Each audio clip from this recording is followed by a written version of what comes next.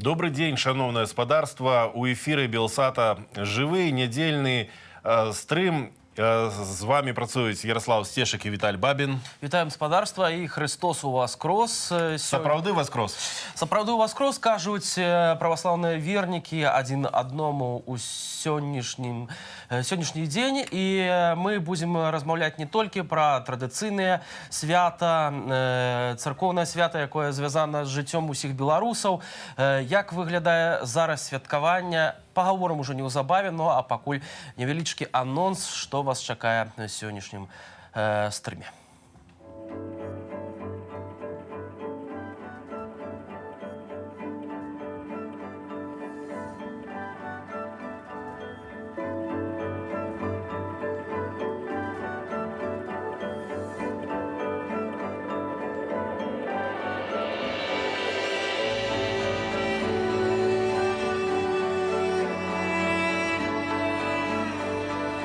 Праздник Пасхи для меня лично это как семейный праздник. Я вспоминаю всегда родителей, мы всегда всей семьей собирались, молились, трапезничали. То есть, такой он семейный праздник в первую очередь. Великий праздник для всех, для тех, кто постился, для тех, кто не постился. Естественно, нужно поститься, нужно все соблюдать, нужно ходить в церковь. И всем радости, чтобы был радостный, хороший, счастливый праздник для всех. Это самый светлый праздник для меня, праздник, который ассоциируется с жизнью, с радостью, со светом и очень вызывает теплое ностальгическое воспоминание по детству. Пришла я сегодня с замечательным настроением, самым лучшим. Да, конечно, год был непростой, тяжелый, но вот эта позитивная, светлая эмоция, эта радость, конечно, наполняет душу.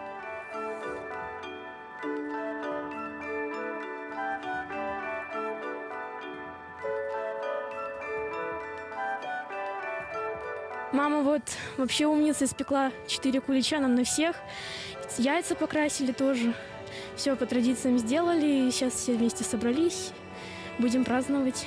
Способ очиститься, да, от чего-то такого, что за год накопилось негативного. Самый светлый, самый великий праздник для православных христиан. И, пользуясь случаем, хочу поздравить весь православный мир с этим святым днем.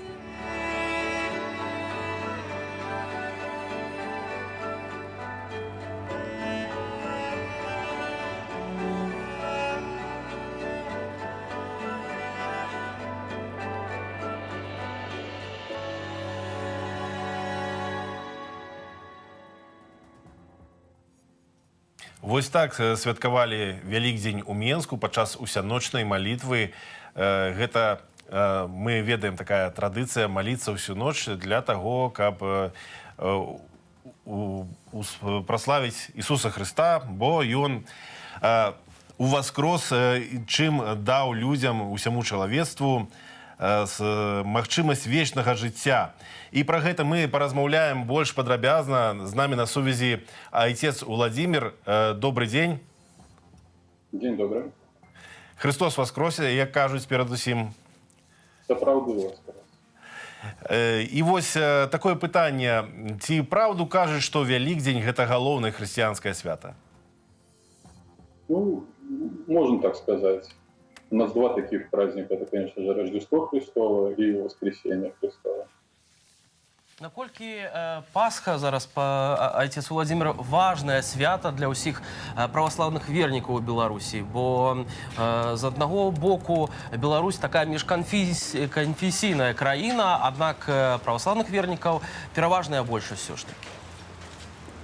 Это не только для православных христиан, это вообще для христиан очень важное событие, очень важный праздник. Но, к сожалению, нужно сказать, что если по опросам и православных их может быть и больше, но из них это не наберется и 10%, те, которые люди церковленные, те, которые причащаются, и те, которые живут, стараются жить церковной жизнью. Их очень мало.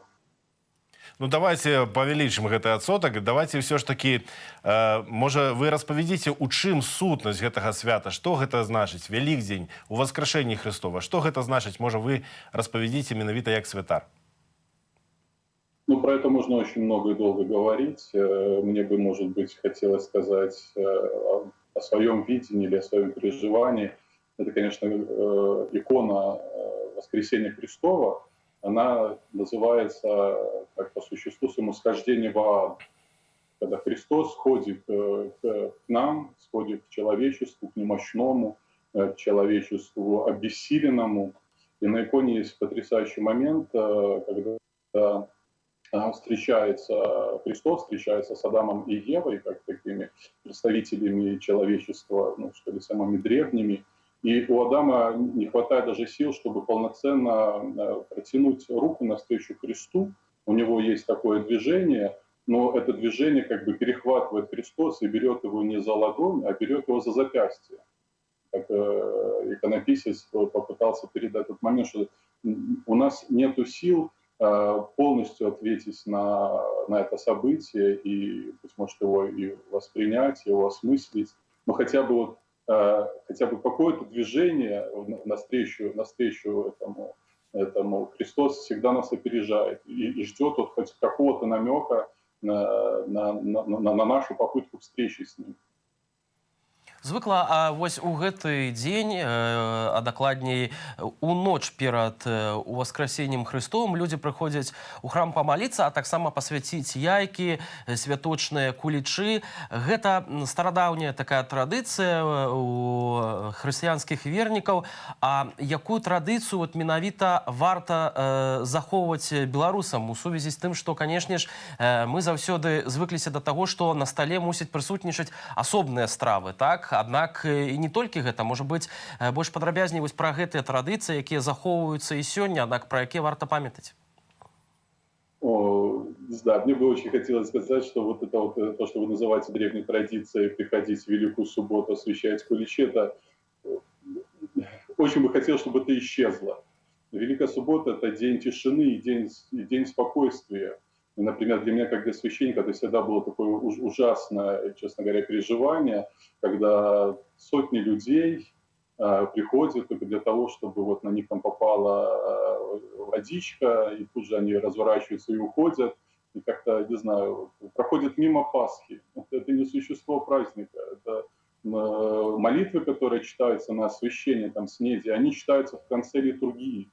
И, к огромному сожалению, часто приходится наблюдать, когда люди, прихожане стоят внутри храма, стоят на службе, участвуют в литургии, а какой-то процент людей стоит вокруг храма в ожидании, когда же выйдет батюшка, чтобы покропить.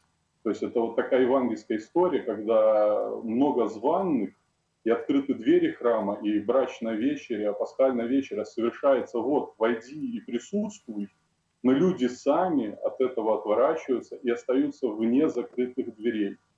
И в разговоре о православных христианах, о разговоре о белорусских православных христианах, мне бы очень хотелось, чтобы мы ощущали себя частью христианского мира. Православная церковь не есть как бы только на белорусской земле. Православие, оно такое универсальное событие и универсальная община, универсальное объединение людей. Отец Владимир, я прапаную вам, а таксама нашим гледачам паглядзець, як святкавалі Пасху ў Берасці, а пазней вярнуцца ў студыю, каб працягнуць нашу размову.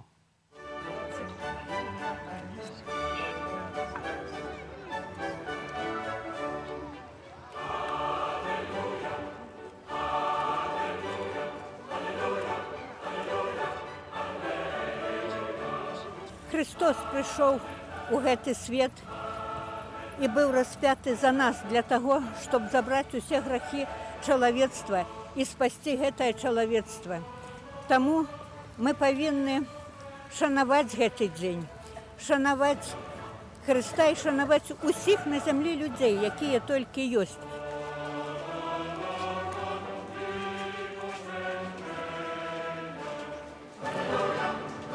Святим Пасху, дома разговляемся яичком, как положено сначала, потом булочка.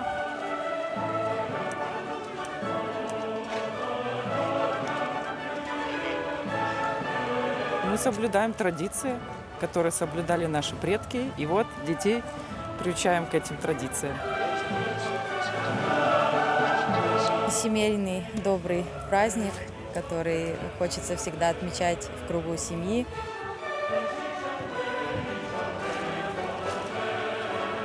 Пожадание белорусам нашим, каб яны были счастливые, каб ад нас адашоў гэты страшны коронавирус от всего человечества.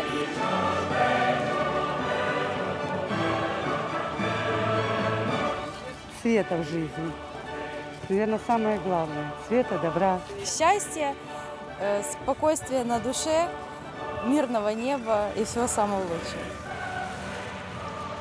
Во-первых, единство прежде всего, чтобы все были в здравом уме, вот, крепкости духа, стойкости. Я думаю, были и похуже времена, и мы всегда как бы выстаивали.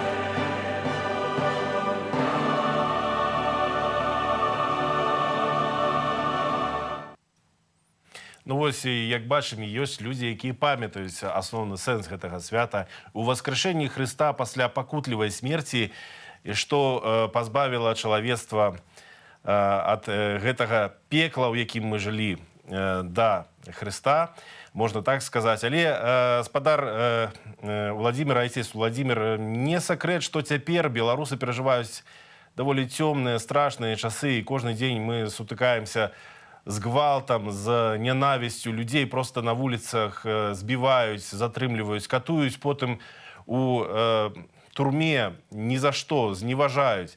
Вось скажыце, калі ласка, як хрысціянін мусіць успрымаць гэтыя падзеі, як па-хрысціянску дзейнічаць у такой ситуации? Да, вы правы, это очень такое время, насыщенное событиями, и у меня постоянно ассоциации с таким евангельским временем, когда от нас нужно какого-то, не просто даже размышления, а уже какого-то действия и ответа. Конечно же, христианин не может молчать, и, наверное, самое первое, что можно и нужно делать, это не молчать, это стараться называть вещи своими именами, выступать против зла, активно выступать против зла. Но, конечно же, не насильственным способом. Достаточно показать о том, что я такой есть, и вокруг начнут люди сплочаться. Это то, что мы видели.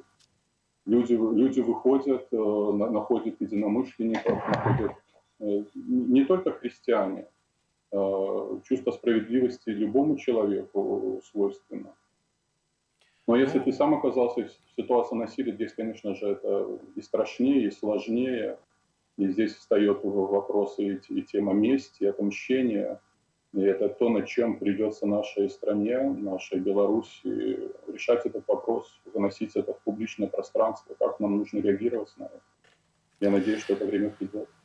Айцец Владимир, скажите, якая мусіць быць пазіцыя царквы ў гэтай сітуацыі? Вось менавіта у нашай краіне царква атрымалася, што звязаная з дзяржавай вельмі моцна. Але кожны святар, як і кожны вернік, мае права выбару. На вашу думку, што мусіць рабіць царква? Ну, это не только в нашей стране. Сращение церкви с государством – это давняя такая проблема. И православной церкви вообще как бы не только в Беларуси, не только в России. Здесь есть над чем работать. Конечно же, прежде всего, постановка этой проблемы, говорить об этом, для того, чтобы начать ее решать. Здесь много всяких факторов. Это и тот же самый пресловутый византизм, наследниками которой является православная церковь. И это то, что свойственно церквам на территории бывшего Советского Союза, то наследие, которое досталось нам. И, конечно, удивительно то, что люди сравнительно молодые, хотя я еще родился в Советском Союзе, но, быть может, нас не столько это коснулось, эта вся ситуация, продолжается воспроизводиться, вот эта модель в поколениях. Вот как разорвать вот эту ситуацию? Здесь нужно, конечно же, добрая воля. Мне кажется, один из таких очень серьезных моментов – это оторванность нашей иерархии от мира, оторванность клира от мира и оторванность от текущей жизни. Ведь та иерархия, которая существует, она нигде, Христос не устанавливал ее. Наоборот, вот в Великий Четверг многие видели, и иерархи участвуют в таком показном действии, как омывание ног специально подготовленным батюшкам, которые свои ноги предоставляют для того, чтобы там патриарх или митрополит их омыл. Это символизирует о том, что те, кто хочет быть главными, должны быть служителями. Вот такой вот удивительный диссонанс. Но мы, с одной стороны, это декларируем, и эти символы мы в пространство выносим, но смысл их мы совершенно извратили и действуем совершенно наоборот. Тех, кто должны нам служить, иерархия, священство прежде всего, превращается в тех, кому служат и кто принимает это служение. Как такое возможно? Это удивительно. С одной стороны, церковь говорит о том, что она консервативна и сохраняет традиции, а с другой стороны и не хочет пускать ничего нового, и не хочет никакого там попыток обновления или замечать каких-то диагнозов и работать над ними.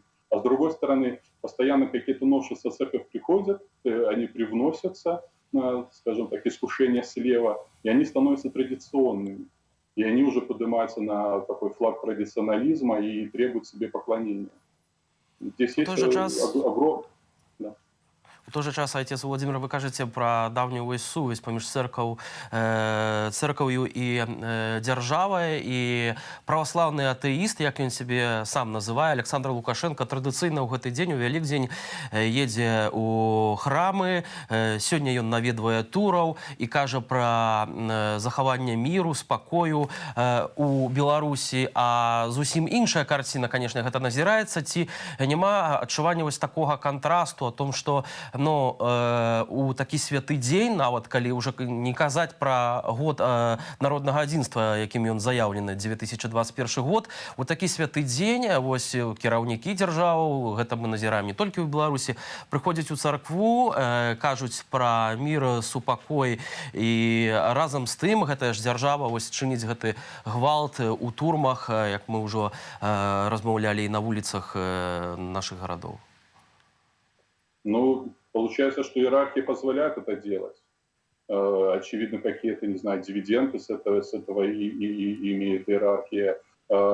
Прежде всего, задача церкви, конечно же, не быть на стороне тех или иных политических партий, здесь вот даже смешно про это говорить, но сказать прямым текстом в лицо тирану или в лицо человеку, который повинен в обмане, который повинен в развязывании войны против своего народа, это совершенно не политика. Это евангельская задача призвать его опомниться как минимум, призвать его прекратить это делать.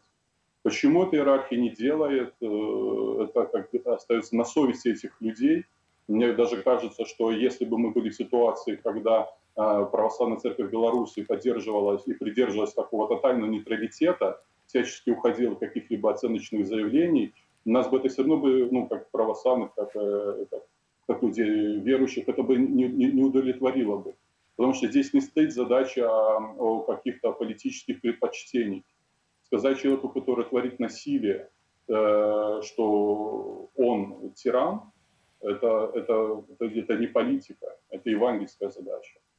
Ну, ось, власне, папярэдні патрыарш экзарх усяе Беларусі Павел спрабаваў давесці, напэўна, і ўлады ў тым ліку да пазіцыі прымірэння і хрысціянскай любові паміж беларусамі, што сёння мы, уласна, такога не назіраем, бо той жа патрыарш экзарх Веніамін кажа пра тое, што палітыка асобна і чырвона-белы сцяг у адкрытым лісце да Паўла Северынца мусіць не выкарыстоўвацца ў палітычных мэтах. Дзякуй вам вялікі за гэтую размову, спадар. Отец Владимир был с нами на сувязі, и сегодня мы говорим про светлый день Великодня и Воскресения Христова. Шановне господарство, Великдень – гэта галоўнае свята хрысціянаў, як часта кажуць, разам з Раством Христовым. І здаўна мае гэты дзень свае традыцыйныя сімвалы. Напрыклад, Пасха, або іначай бабка – гэта хлеб, то бок яна вядзе сваю гісторыю ад хлеба, якім апосталы пазначалі прысутнасць Ісуса Хрыста за сваім сталом, а чырвонае яйка азначае менавіта ўваскрасенне. У Беларусі існуе традыцыйная тэхніка ўпрыгожвання гэтых велікодных яек, і давайце паглядзім, як стваралі пісанкі у філіяле Веткаўскага музею, што ў Гомлі. Катае яйцо тут.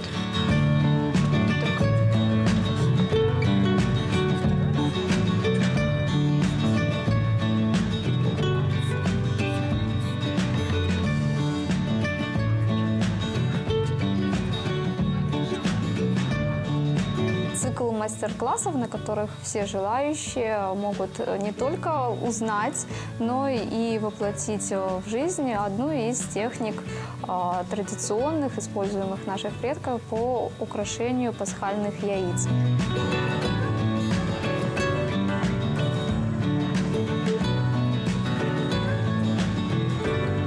Больше всего понравилось воском, потому что покрасишь, воск снимешь, и так красиво получается. Особенно если красиво нарисовал тот рисунок воском.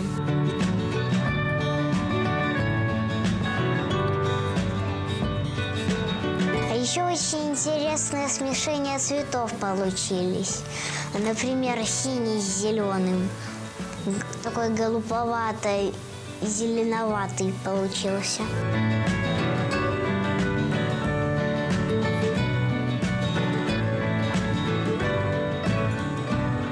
Традиционно наши предки красили в красный цвет яйца, да, современные технологии уже позволяют сделать наши яйца разноцветными в течение короткого промежутка времени с помощью пищевых красителей, ну и, конечно же, придать им какие-то яркие, красивые оттенки.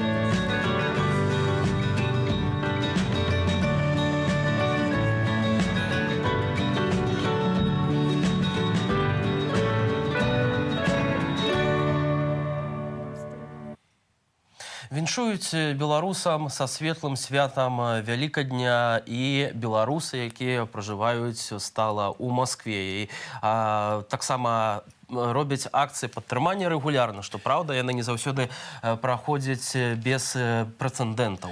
Так, але вось цяпер маскоўская дыаспара, беларусы ў Маскве павіншавалі у тым ліку палітвязняў з Вялікаднем у бел-чырвона-белых колерах. Верим, можем, переможем. Христос воскрес, и Беларусь воскресне. Бо живе. Починаючи з 9 жнивня, ми кожен день виходили до амбасади, тому що не могли не показати свою солідарність з тими, хто зараз знаходиться на Білорусі, кого катують, кого кидають за крати. Але вже 2 місяці нам не дозволяють стояти біля амбасади, там завсёды поліція. Тобто кожні вихідні ми шпацируємо по різним районам Москви і некі тематичні записуємо промови. В эти темные часы зычим вам и вашим семьям не гублять веру, надею. Мы уже во многих местах побывали, как вы знаете. Здесь нас еще не гоняли.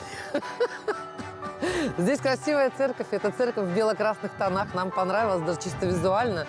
Визуальный ряд, бело-красная церковь и бело-красные яйца в наших руках, красные свечки, и мы бело-красные. То, что мы говорим на публіку, гэта голас усіх беларусаў. Не ўсе могуць выйсці, не ўсе могуць зразумець тут у Расіі, але частка з нас з'яўляецца голасам усіх беларусаў. Мир, святло, коханье, свобода.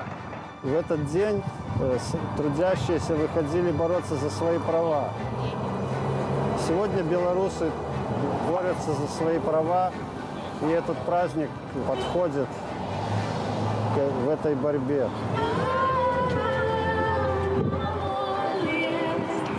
Взаимоотношения с полицией очень сложные, чтобы не сказать никакие. А с февраля месяца они практически превратились в сплошную гонку. То есть мы появляемся, за нами приезжает автозак. Мы появляемся, звонит товарищ, начинает всем жаловаться, и за нами приезжает автозак. Где тут май? А у нас сейчас круг, май? Не, ну понятно, мы здесь вот я вас предупреждаю, сейчас будет когда вызвано. Так мы сами ее вызвали. Сейчас, когда пошли такие достаточно репрессивные статьи и меры приниматься в отношении белорусов Москвы, людей, которые испугались и перестали выходить, достаточно много. Поэтому, конечно, нас все меньше, но это в силу исключительной репрессии, они по каким-то изменениям личностным происходят. Ну, бачыце, як кажуць беларусы у Маскве, ганяе іх паліцыя, і гэта датычыцца не толькі вулічных акцыяў салідарнасці. У незалежным маскоўскім тэатр ДОК увечары 1 траўня была сарваная прэм'ера спектакля рэжысёра Сергея Гіндыліса «Суседзі», прысвечаная беларускім пратэстам у жніўні. І паліцыя прыйшла праз паўгадзіны пасля пачатку прадстаўлення. Паліцыянты зайшлі ў залю, спынілі актораў, паведамілі гледачам, што паступіў сігнал аб закладзенай у памяшканні бомбе. І ўсе былі вымушаныя пакінуць залю. Вось такія рэчы адбываюцца ў Маскве, дзе таксама беларускія пратэсты не даспадобы уладам. Да рэчы, заўсёды такая стандартная прычына таго, каб сарваць нейкае мерапрыемства альбо забараніць правядзенне той ці іншай імпрэзы, гэта паведамленне аб закладзенай выбухоўцы. Хаця не заўсёды нават пасля такіх паведамленняў туды прыязджае хоць якая-небудзь група, якая займаецца размінаваннем гэтым. То бок, першапачаткова да такіх паведамленняў трэба ставіцца з скепсисом. Спадарства, мы застаемся ў замежжы і перанясемся на гэты раз у Швецыю.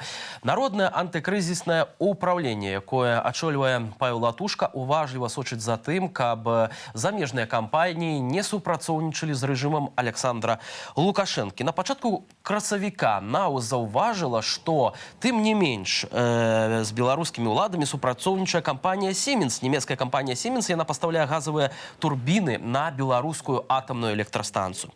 А на мінулым тыдні шведскае экспартнае крэдытнае агентства ЭКН прыпыніла страхаванне крэдыту прадпрыемства. Народнае антыкрызіснае ўпраўленне ўжо звярталася да шведскіх партнёраў з просьбай спыніць супрацу з рэжымам, але самыя зрухі адбыліся, калі у праграме «Халодныя факты» шведскага тэлебачання ТВФ-4 журналісты раскрытыкавалі дзейнасць кампаніі Siemens. У рэпартажы распавялі пра палітычную сітуацыю ў Беларусі, пратэсты і фальсіфікацыю выбараў. Нагадалі, што Швецыя не прызнае легітымнасць Лукашэнкі.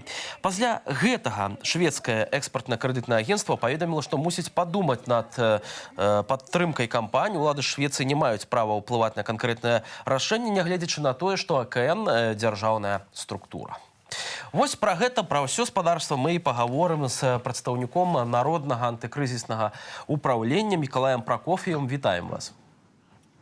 Добрый день. Спадар Мікалай, самае галоўнае пытанне, як удалося адсачыць гэты кейс? Все ж такі здзелка на вялізныя грошы, гаворка пра мільярды долараў, і гэта вельмі такая гучная, можна сказаць, здзелка, пра якую мала хто, казалось бы, і ведаў на першы погляд. Первоначальную информацию мы получили с сайта ЕАБР. Там говорилось о сделке только на 100 миллионов евро, но уже дальше, скажем так, начали копать, собирать информацию понемногу, и вот увидели общую сумму сделки, и уже дальше начали контактировать, соответственно, и с ЕКН, и с Siemens. Ну вот на сегодняшний день, да, больший результат дал контакт по поводу ЕКН.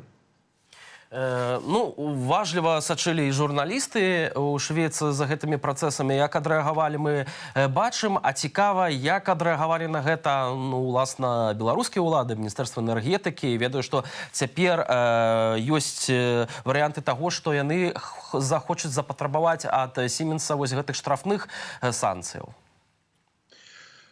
Да, все верно. То есть реакцию, которую они размещали, они это у себя на сайте, писали о том, что данную сделку в принципе не могут остановить, так как там предусмотрены штрафные санкции, но тоже в этом можно сомневаться. К сожалению, полную информацию о том, что было прописано в сделке, мы получить не можем, но, скорее всего, ЕКН будет апеллировать к тому, что, то есть, дабы избежать этих штрафных санкций, то, что на самом деле белорусский партнер неполноценно, то есть не полностью проинформировал ЕКН о ситуации в Беларуси. То есть, по идее, если бы у ЕКН была полностью информация, изначально бы данная сделка не прошла бы их, скажем так, по их стандартам. Ну вось крытыкі, скажем так, крытыкі беларускага народа, крытыкі апазіцыі, я маю на ўвазе прадстаўнікі праўладнага прафсаюзу, Нават учора была акцыя пад амбасадай Злучаных Штатаў. Яны ўвесь час кажуць, што вось гэтыя санкцыі, абмежаванні, да якіх заклікае апазіцыя, якія выконваюць Злучаныя Штаты, краіны Еўразвязу, што гэта б'е па працаўніках, па беларускіх рабочых.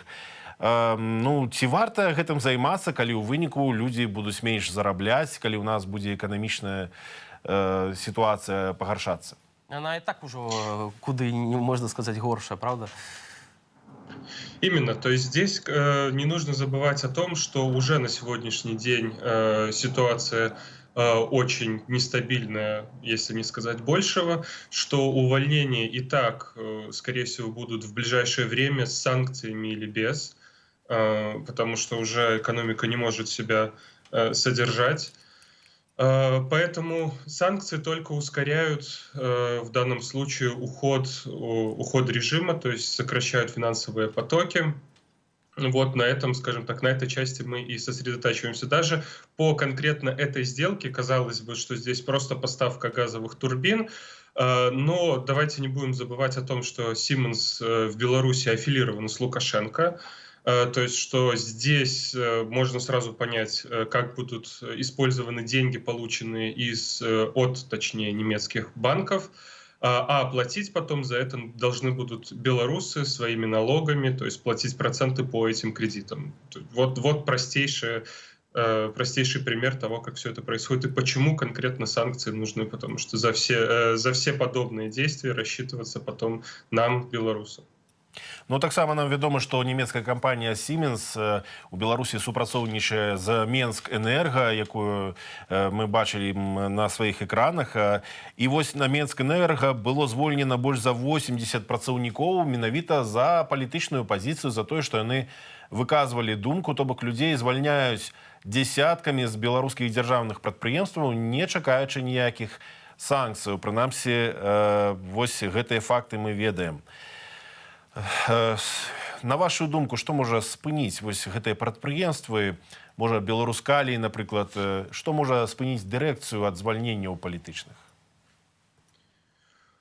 К сожалению, мне кажется, что уже достаточно было и фактов, и сигналов для начальников, для того, чтобы они перестали репрессировать работников, но в то же самое время не видят, как поступают с теми, кто отказывается от этих репрессий. Поэтому единственное, что может спынить, это уже, скажем так, это уже победа, то есть когда будут видеть, что это действительно массово, то есть когда будут видеть то, что режиму уже осталось совсем недолго, тогда только это и произойдет. Потому что до этого момента, на сегодняшний день, мы видим, что, к сожалению, результатов нет. Спадар Мікалай, канешне, гэта навіна пра Siemens стала такім гучным фактам удару па рэжыму Лукашэнку з іншага боку, а з другога ці ёсць таксама у народным антыкрызісным упраўленні вось праграма па сістэмнага пошуку вось такіх кейсаў? Ці гэта проста адзінае, на што вы наткнуліся і вось змаглі спыніць вот гэтае супрацоўніцтва з беларускімі ўладамі? Мы стараемся отслеживать, то есть да, есть системный пошук, мы стараемся отслеживать все сделки, потому что, опять же, я повторюсь, понятно, как будут эти деньги использованы, что где-то они пойдут на репрессии, где-то они пойдут напрямую в карманы кошельков, то есть, следовательно, Лукашенко. Просто что на сегодняшний день ЕКН — это кейс, который удалось как бы хорошо продвинуть благодаря поддержке шведских журналистов. Но это не значит, что это единственный случай, с которым мы работаем. Скажем так, количество еще других кейсов довольно большое, но этот пока получивший наибольший отклик. Спадар Миколай, яшчэ одно пытанне. Таксама пад удар можа быць пастаўленая супраца з расійскімі нафтавымі кампаніямі. Агентства Reuters з некалькіх сваіх крыніцаў паведаміла пра тое, што гэтыя кампаніі пры пастаўках нафтапрадуктаў ў Беларусь могуць таксама трапіць пад амерыканскія санкцыі, бо тыя санкцыі, якія будуць працаваць з 3 чэрвеня, уступяць у сілу. Наколькі гэта крытычна, наколькі гэта важна для беларускай эканомікі і, ну і, канешне ж, для рэжыма Александра Лукашэнкі? Ці ўвогуле такі сцэнар магчымы, каб расійскія кампаніі перасталі супрацоўнічаць з нафтанам? Опять же, согласно огромному количеству аналитиков, скорее всего, российские компании не будут рисковать. Но здесь тоже сложно предсказать, как оно будет однозначно, но я приверженец того, что действительно российские компании постараются избежать этих рисков, ибо выгода от этих сделок будет меньше потерь, которые будут у них из-за сотрудничество с санкционной компанией, то есть с компанией, которая находится под санкциями. Потому что, опять же, формулировку, это, я думаю, что многие, кто следит за ситуацией, в курсе, что формулировка этих санкций именно такая, что все, кто сотрудничает и аффилирован с компанией, находящимися под санкциями, то есть дальше они автоматически попадают под эти санкции, и этот лист расширяется и расширяется. То есть здесь, скорее всего, российские компании постараются избежать дополнительных рисков, но для белорусского, то есть для режима это будет довольно серьезный удар. Опять же, это не, я могу сказать, что это не решающий удар, но это уже будет довольно серьезный удар. Значит, пайшлі сапраўды непрыемныя навіны для Александра Лукашэнкі. А вам дзякуй вялікі за гэтую размову. Мікалай Пракоф'еў, Народнае антыкрызіснае ўпраўленне, з намі быў на відэасувязі.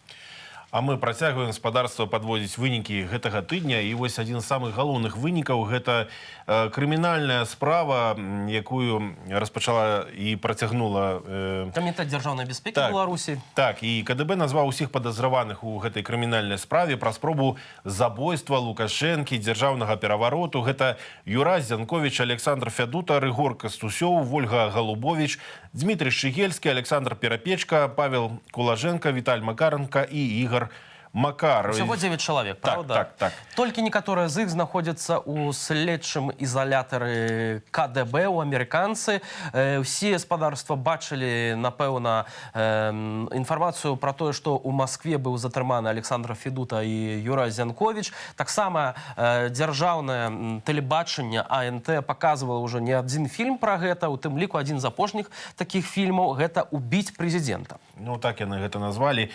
Асноўныя доказы КДБ – гэта абрыўкі размоваў фігурантаў гэтай справы, як яны размаўляюць між сабой, што рабіць, як, ці можна гвалтоўным чынам гэтую уладу зрынуць, ці не можна, размаўляюць праз Zoom, а таксама здымкі схаванай камеры. І вось давайце паглядзім сюжэт на гэтую тэму.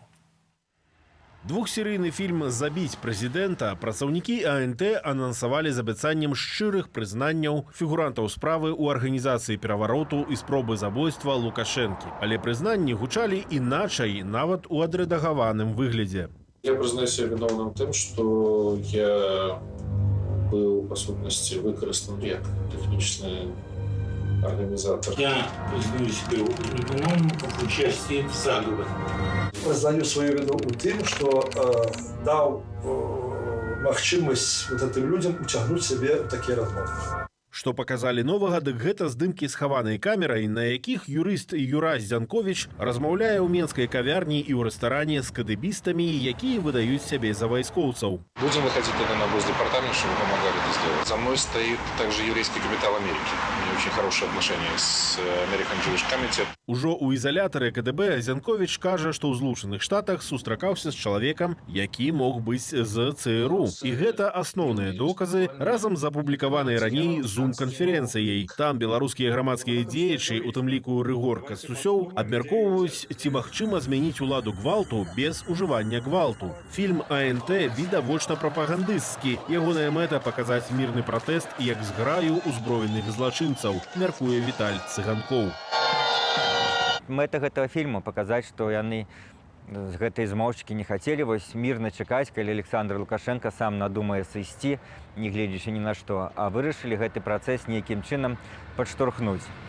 Прапаганда хоча даказаць тым, хто яе глядзіць, што на самой справе апазіцыя злобная, немірная, ваяўнічая. Але ў фільме няма заяваў аб удзеле амерыканскіх спецслужбаў ні ад падследных, ні ад працаўнікоў КДБ. Ёсць толькі агульнае абвінавачанне Захаду ў спробе агрэсіі. Готовилось где-то порядка 150 внедорожников с крупнокалиберными пулеметами. Мы их могли видеть по телевидению, когда они гонялись по пустыне за Каддафи. Нам известно, что фонд Сороса выделил $500 миллионов. А ці поверили АНТ сами белорусы? Эти глупости вообще. Тут вообще компания странная. Федута, тот, который с ним был с самого начала. Это, я думаю, что просто их подговорили. Надо было закрыть этих уродов надолго. И так, чтобы мало не показалось. Аргументов мало. Где доказательства того, что, о том, что он говорит? Полный бред. Ну, я особо не знаю, но то, что я там увидел, это мне не понравилось. Я не верю ни в какой заговор однозначно. У якасці доказу КДБ прыводзіць паказанні журналіста Уладзіміра Чудзянцова, які 2 гады таму трапіў за краты ў наркотычнай крымінальнай справе. Зенкович – это более публичная персона этой партии, Щегельский – это, скажем так, мозговой центр этой организации. На тот момент они планировали все-таки это осуществить через участие в выборах. Чудзянцоў неадназначная фігура, шмат гадоў таму ён нават атрымаў псеўдаўзнагароду «Чорны крумкач» ад Беларускай асацыяцыі журналістаў, прыгадвае Віталь Цыганкоў. Такія людзі, яны заўсёды вось першымі трапляюць у распрацоўкі спецслужбаў, скажем, такія людзі, якія па нейкай прычыне знаходзяцца на крыжку. А тут чалавек за кратамі давно сядзіць, і ён каментуе падзеі, якія адбыліся ў той час, калі ён был за кратамі. Но это, здаецца, самае глупае рашэнне аўтараў гэтага фільму. Эксперт падкрэслівае, што і Юрась Зянковіч у палітычным асяроддзі вылучаўся авантурызмам і нездатнасцю пралічваць свае крокі наперад, а гэта не магло застацца без увагі спецслужбаў. Яраслаў Сцешык, Белсат.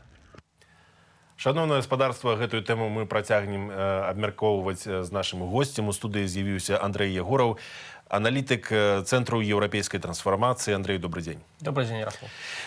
Вось што гэта ўвогуле за справа такая крымінальная пра спробу пераварота, ці сапраўды выглядае, што гэта была спроба забойства Лукашэнкі, спроба дзяржаўнага перавароту і была сапраўдная падрыхтоўка да гэтых дзеянняў? Не, гэта выглядае хутчэй, што гэта такая распрацоўка спецслужбаў, такая правакацыя, арганізаваная спецслужбамі, якая проста зачапілася ад пачатку за такія авантурыстычныя намеры некаторых людзей і вяла іх, маніпулявала імі увесь гэты час. Фактычна гэта створаная рукамі спецслужбаў аперацыя, і выгляд гэтай змовы. Да рэальнасці там мала што адносіцца. Перш за ўсё, калі кажуць пра вайсковы пераварот і падрыхтоўку вайсковага пераварота, то у ім не было ніякіх рэальных вайскоўцаў. То бок мы бачым толькі гульню спецслужбаў з некаторымі людзьмі, якія часткова думалі і абмяркоўвалі ў тэарэтычнай плашчыне нешта такое, а часткова проста былі уцягнутыя туды як наіўныя гледачы. Ну, ўсё ж такі 2 вайскоўцы, прынамсі, там былі сапраўдных. Ініцыятыва Байпола пазнала 2 афіцэраў генштабу, і яны выдавалі сябе за такіх схаваных праціўнікаў Александра Лукашэнкі на сустрэчы ў маскоўскай карчме з Фядутам і Зянковічам. Ну, і там былі размовы. Гэта трошкі больш сур'ёзна выглядае, чым працаўнікі КДБ, якія там былі. Ну, бачыце, гэтыя людзі, яны ўжо на той сустрэчы прадстаўлялі ўжо бок спецслужбаў, то бок яны былі завербаваныя спецслужбамі, яны гулялі сваю ролю. Так, магчыма, спецслужбы такім чынам хацелі граць гэтую гульню далей, раскручваць сур'ёзнасць намераў і рэальныя сувязі, якія мелі пры Зянковічы Федут, федута у той сітуацыі і думалі, што калі не пакажуць сапраўдных ваенных, якіх можна верыфікаваць, то гэта выведзе іх на нейкія больш складаныя схемы, тому што адна з інтэнцыяў, так бы мовіць, якая была ў спецслужбаў, гэта даказаць тое, што гэтая змова арганізаваная з-за мяжы, то бок там удзельнічаюць спецслужбы уяўных Польшчы, ЗША там, і так далей. Яны шукалі магчымыя пацвярджэнні і магчымыя доказы таго, як звязаць гэтае дзеянне з замежжам. Ну вось менавіта Александр Лукашенко наўпрост кажа, што гэта ФБР, ЦРУ арганізавалі, што гэта дзяржаўны дэпартамент. Владимир Путин кажа, што гэта калектыўны захад арганізаваў вось гэты замах. Але фактуры нейкай мы пакуль не пабачылі. Я маю на ўвазе штосьці матэрыяльнае, нейкія, не ведаю, жучкі, планы рэзідэнцыі, там аўтамабілі, аўтаматы, штосьці такое. Пакуль гэта не прадстаўлена. Чаму, як вы думаеце? Ну, я то думаю, што гэтага няма проста. Мы маем толькі словы на гэтых відэо запісаных, дзе там Юрай Зянковіч кажа, што я знайду выйсце там на гэтым. То бок, нават калі глядзець на факты, якія яны самі абнародвалі, то там ёсць нейкія намеры ці там словы спадара Зянковіча наконт таго, што ён там меў нейкія размовы, але гэта, магчыма, таксама гульня з яго боку, дзе ён хацеў паказаць сябе больш важным, чым ён насамрэч. Думаю, што фактычна там нічога не было, і ніхто б у рэальнасці не стаў звязвацца проста з такого кшталту з мовай, таму што яна такая вельмі дзіўная, дзікая справа. Ну вось гэтыя моманты таксама робяць падазронымі і звычайных грамадзянаў, беларусаў. Давайте паглядзім, што беларусы лічаць пра вось гэты прапагандысцкі фільм тэлеканалу АНТ, пра гэтыя заявы пра змову амерыканскіх спецслужбаў. Эти глупости вообще. Тут вообще компания странная. Федута, тот, который с ним был с самого начала. Это, я думаю, что просто их подговорили. И все. Это явно, смеху подобно. Готовили бы не те люди, а готовили бы настоящие. Навряд ли, тому что то, что он каже, кожен день щось нове каже, и больше подобно на лухту якусь. А мне вообще все равно. Я не смотрю ни телевизор, и мое политическое мнение оставлю при себе. Да, даже не вижу смысла думать и как-то предполагать, зачем, хотели, не хотели. Полный бред. Я особо не знаю, но то, что я там увидел, это мне не понравилось. Ноль правды в этом. Вообще нету правды. Я не верю, потому что я вижу действия демократических сил, все мирные, протесты мирные. Я видела, как девочки снимали тапочки в августе, чтобы встать на лавочку, помахать бело-красно-белым флагом. О чем ведется речь, это полная глупость. И, честно говоря, я поверить не могу в то, что и Путин за чистую монету. Аргументов мало. Где доказательства того, о том, что он говорит? Признали вину, то есть он обвинял американцев, но почему-то признали свою вину белорусы. Надо было закрыть этих уродов надолго, и так, чтобы им мало не показалось. Это я не буду утверждать, что американцы там или западники, факт остается фактом. Там записано все нормально, по-человечески. Что там, может, вымысел какой-то или это монтаж какой-то? Мне кажется, это слишком все притянуто за уши. И, в принципе, я по этой причине уже не один год не включаю телевизор вообще. Все новости я узнаю из более проверенных источников. Нашему телевидению я не доверяю. Потому что слабо верится, что кому-то есть до этого дело. Можно без комментариев, поржу просто. Чисто поржать. Як бачым, не асабліва людзі вераць у гэтую крымінальную справу, у гэтыя доказы і фільм тэлеканалу ОНТ, але нейкае палітычнае значэнне ў гэтага ўсё ж такі ёсць. Палітычную гульню вядуць і спецслужбы, і адміністрацыя Лукашэнкі. Навошта гэта ўсё было? Навошта яны гэта зрабілі і чаго чакаць далей, на вашу думку? Ну, тут ёсць некалькі такіх плашчыняў у гэтай правакацыі. Першае, гэта тое, што ім ўсё роўна трэба раскручваць вось гэтую легенду пра маніпуляванасць пратэстаў і беларускай рэвалюцыі захаду, кіраванасць усіх падзеў, якія адбываюцца ў Беларусі са знешняга контуру. То бок пра тое, што людзі не могуць выйсці самі з пратэстам, а пра тое, што это мусяць быць нейкія там куратары ў Польшы, ў Злучаных Штатах. Гэты наратыў быў зададзены, і яны ўвесь час яго паўтараюць на там розныя оды. То гэта Расія і вагнераўцы, то гэта цэнтр пад Варшавай. Чорныя павукі, калі я правильно памятаю. Так, то гэта вось змова ФСБ, ЦРУ супраць Беларусі. А другая плашчыня тут, гэта такія справы дазваляюць ім разгортваць рэпрэсіўную машыну.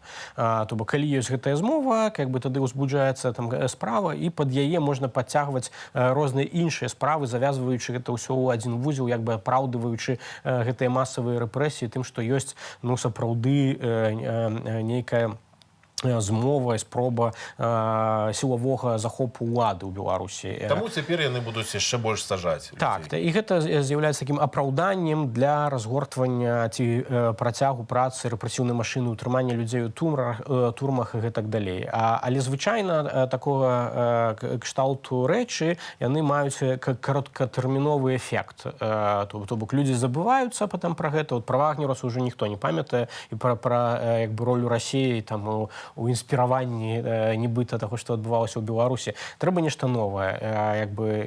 Праз некалькі месяцаў гэта суціхне, і трэба будзе выдумляць у гэтым сэнсе нейкую новую змову альбо рэактуалізаваць тое, што было зроблена зараз.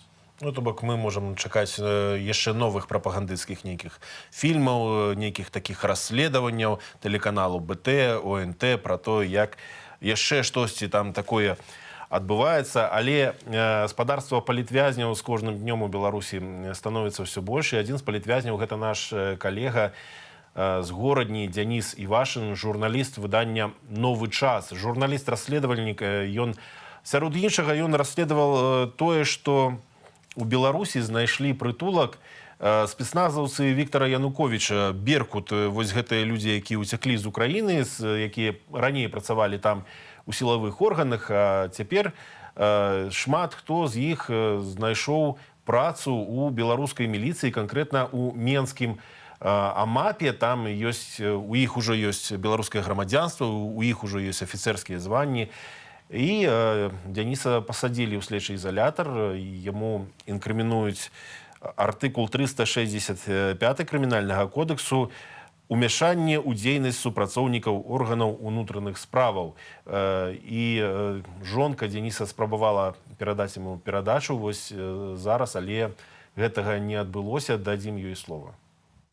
Арыштавалі на вуліцы, калі ён выходзіў з лекамі, якія набыў для сваёй бабулі з аптэкі. Да хаты, напэўна, не прыходзілі, хаця невядома, таму што ключы былі ў яго. Фактычна там за 2 гадзіны, пакуль я вярнулася да хаты, маглі прыйсці і зрабіць, што хацелі.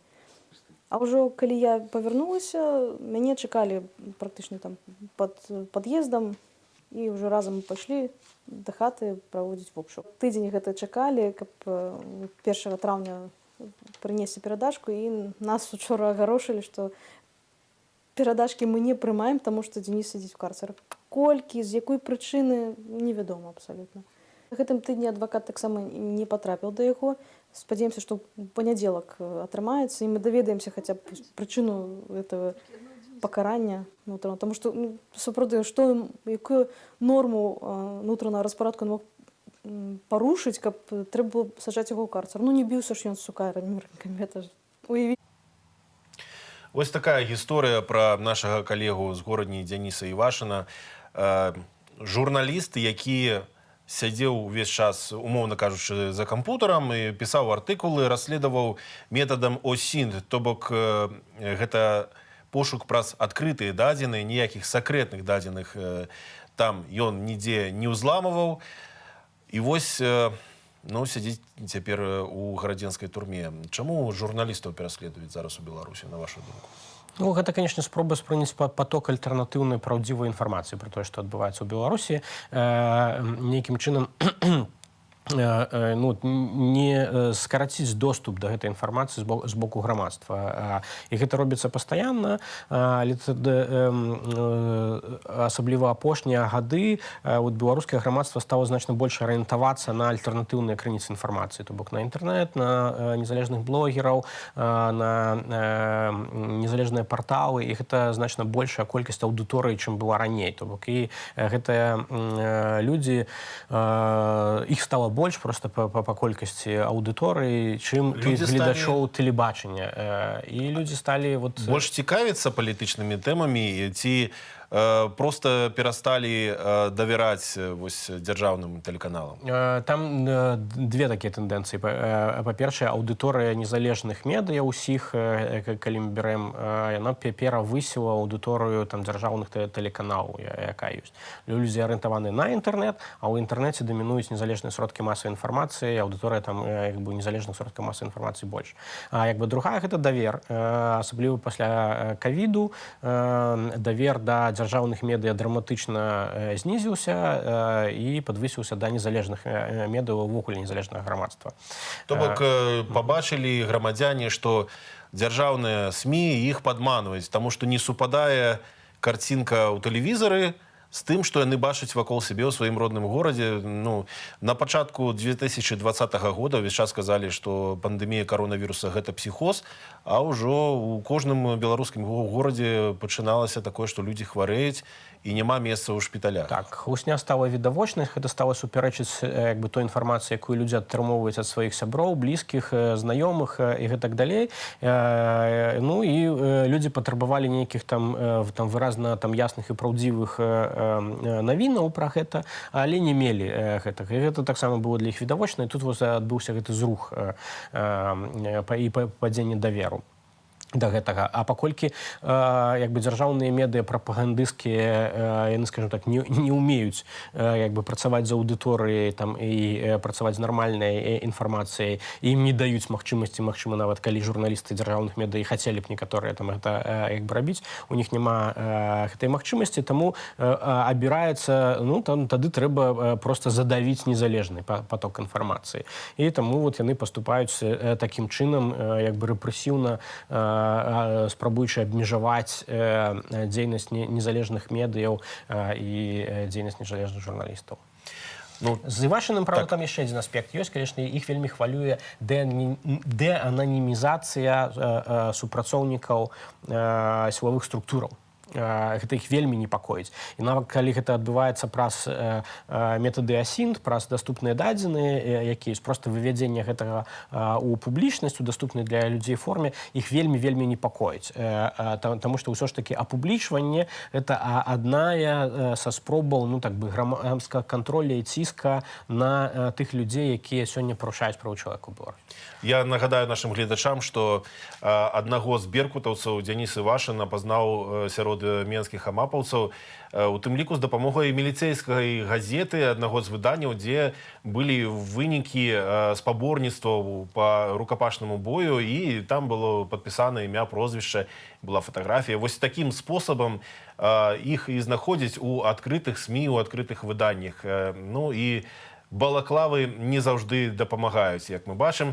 Але як мы таксама можам бачыць, што сілавікі атрымліваюць ўсё больш і больш паўнамоцтваў, усё больш нейкай палітычнай вагі ў беларускай дзяржаўнай сістэме.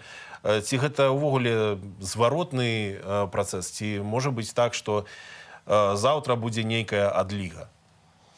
Магчыма, але пра адлігу можна будзе казаць толькі тады, калі ўлады будуць цалкам упэўненыя ў тым, што яны поўнасцю кантралююць сітуацыю. Зараз не кантралююць? Зараз не кантралююць. Я думаю, што і ўпэўненасці ў іх саміх, што яны кантралююць, няма. Бо калі была ўпэўненасць у гэтым, то не было б такіх прапагандысцкіх фільмаў пра розныя змовы, не было б такой хвалі рэпрэсіяў і гэтак далей. То бок яны не ўпэўненыя. Калі яны будуць упэўненыя, то тады у той сітуацыі магчыма нейкія зрухі і будуць даваць больш прасторы для не сілавых людзей унутры дзяржаўнага апарата. Я толькі зараз дам слово Александру Лукашенку, каб працытую яго дакладней, каб не было папрокаў, што мы не цытуем іх. Ён сёння, калі наведаваў у Тураве кафедральны сабор Кирилла і Лаўрэнція Тураўскіх, ён заявіў так суайчыннікам: «Давайте созидать свой дом, свой город, свою прекрасную Беларусь. В наших силах с молитвой о Беларуси, с любовью в сердце делать все, чтобы через века потомки вспоминали о нас с гордостью и уважением». Вось такая любоў у сэрцы з'явілася ў Александра Лукашэнкі, які абяцаў адсякаць рукі тым, хто падніме руку на міліцыянта, атрываць рукі, адрываць галовы. І он загадваў, вось былі такія загады. Цяпер ідзе размова пра любоў у сэрцы, каб узгадвалі нас, як ён сказаў, каб узгадвалі яго, ягоных памагатых за тое, што ён ствараў. Ну, я думаю, людзі памятаюць трошкі іншыя, Александр Григорович. Дзякую, Андрэй. З намі быў Андрэй Егораў, аналітык Цэнтру еўрапейскай трансфармацыі. А мы ідзем далей. Вашынгтон накіраваў у Вільню запыт аб часовай акрэдытацыі амбасадара Беларусі, каб акрэдытацыя адбылася ў Літве. І на гэтым тыдні міністр замежных спраў Беларусі Владзімир Макей заявіў, што Беларусь готовая прыняць Джулі Фішер у любы момант, аднак пры гэтым паведамлялася, што яна не можа прыехаць пакуль што ў Менск, таму што ў яе няма беларускай візы. Ну і ідзе размова пакуль пра часовую акрэдытацыю амерыканскай амбасадаркі ў Вільні. І цяпер гаспадарства прапаную вам паглядзець невялікі фрагмент інтэрв'ю, якое Белсат узяў у Джулі Фішер. Гэта эксклюзіўнае інтэрв'ю. Поўная версія будзе сёння о 21 гадзіне. Запрашаю абавязкова паглядзець, а зараз пакуль кароткі кавалак гэтага інтэрв'ю. Вітаю, Madam Ambassador. I'm really happy to see you on Belsat. Спадарыня амбасадар, я вельмі рады бачыць вас на Белсаце. Вялікі гонар прымаць вас у нашай студыі. І гэта адбываецца нават перад вашым афіцыйным спатканнем з Александром Лукашэнкам. Я цяпер адчуваю сябе вельмі важнаю персонаю. Галоўнае пытанне, калі вы паедзеце ў Беларусь? That is a really important question, and let me say thank you very much. Гэта насамрэч вельмі важнае пытанне. Перадусім хачу падзякаваць за тое, што вы мяне запрасілі. Для мяне гэта таксама вялікі гонар быць тут, на тэлебачанні Белсат, у вашай цудоўнай студыі, мець магчымасць паразмаўляць з вамі пра нашыя спадзевы, нашыя мары, пра тое, якую Беларусь можа быць, пра тое, як могуць выглядаць адносіны паміж Беларусю і маёй краінай. Continue to hope that I will arrive in Minsk. Я не губляю надзеі на тое, што я такі прыеду ў Менск. Гэта моя мэта – пачаць выконваць мае абавязкі амбасадара США ў Беларусі менавіта ў Менску. Але я пакуль не маю візы, і пакуль я яе чакаю, актыўна дзейнічаю ў патрэбным кірунку. У тым ліку размаўляю з тымі, з кім я магу сустрэцца па-за Беларусю. Што гэта значыць, што вы не маеце візы? Ці недастаткова проста быць уладальнікам дыпламатычнага пашпарта? Не, недастаткова. Кожны народ мае пэўныя патрабаванні да перамяшчэння грамадзянаў іншых краінаў. Існуюць адмысловыя дыпламатычныя правілы, згодны з якімі бакі дамаўляюцца аб уездзе амбасадараў. Мы ўжо завяршылі гэтую фармальную працэдуру. Амерыканскі бок пагадзіўся на прыбыццё беларускага амбасадара. На жаль, беларускі амбасадар не змог прыступіць да выканання сваіх абавязкаў. Я маю такую ж згоду ад уладаў Беларусі, але ў той жа час я не магу прыехаць у Беларусь без візы.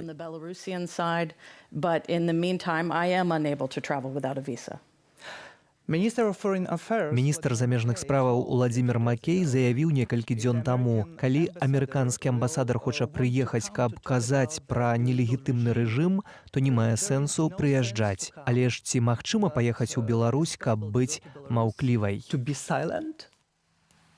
Адказ на гэтае пытанне ўжо 21 сёння на Белсаце. Глядзіце адмысловае інтэрв'ю Джулі Фішер Белсату. Ну а мы, спадарства, цяпер пераносімся ў Аўстрыю. Гэта адна з нешматлікіх еўрапейскіх краінаў, якая ў свой час прымала Александра Лукашенко, а цяпер там прымаюць Святлану Ціхановскую і лічаць улады Беларусі, у тым ліку Александра Лукашенко, нелегітымнымі уладамі. Ну і у тым ліку хацеў бы нагадаць, што гэта ўжо другая была сустрэча Святланы Ціхановскай з канцлерам Аўстрыі Себасціянам Курцам.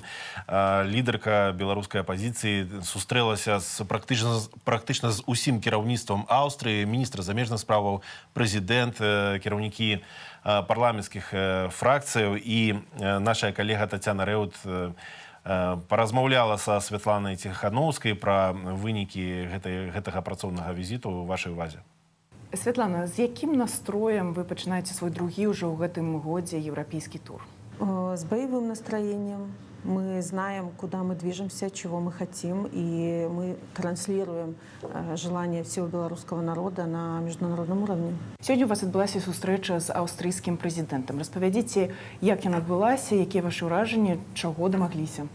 Несмотря на то, что всегда казалось, что Австрия, дружит, в прошлом дружила с режимом, но мы все увидели жесткую позицию Австрии по поводу происходящего в Беларуси, и они заявили о нелегитимности президента бывшего, о сфальсифицированных выборах, осудили насилие, и мы увидели желание помочь нам в это тяжелое время.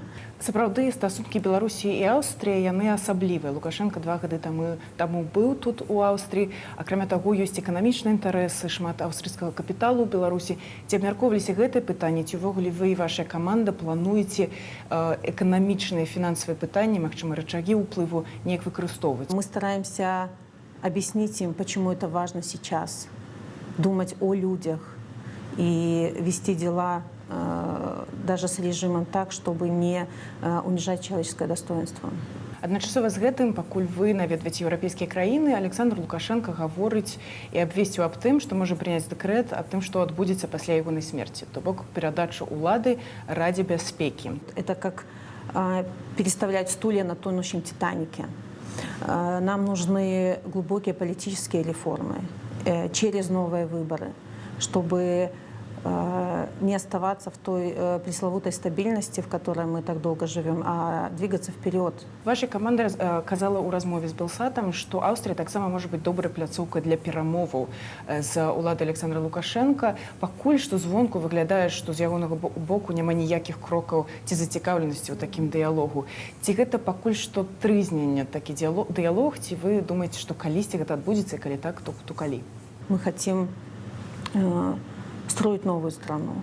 И Австрия, как нейтральная страна, у которой хорошие отношения и с Евросоюзом, и с Востоком, может быть как и местом проведения таких переговоров, диалогов, конференций, круглых столов, так и выступать в роли посредника.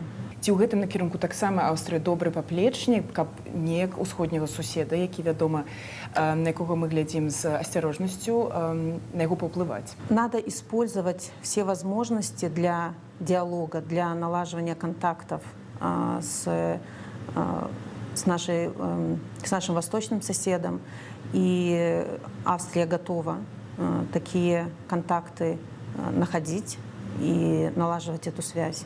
Дзякуй, Святлана, дзякуй за гэтую размову і поспехаў падчас гэтай сустрэчы. Всем нам успеха. Спасибо большое. З намі на сувязі Франак Вячорка, дарадца Святланы Ціхановскай. Прывітанне. Добрый день.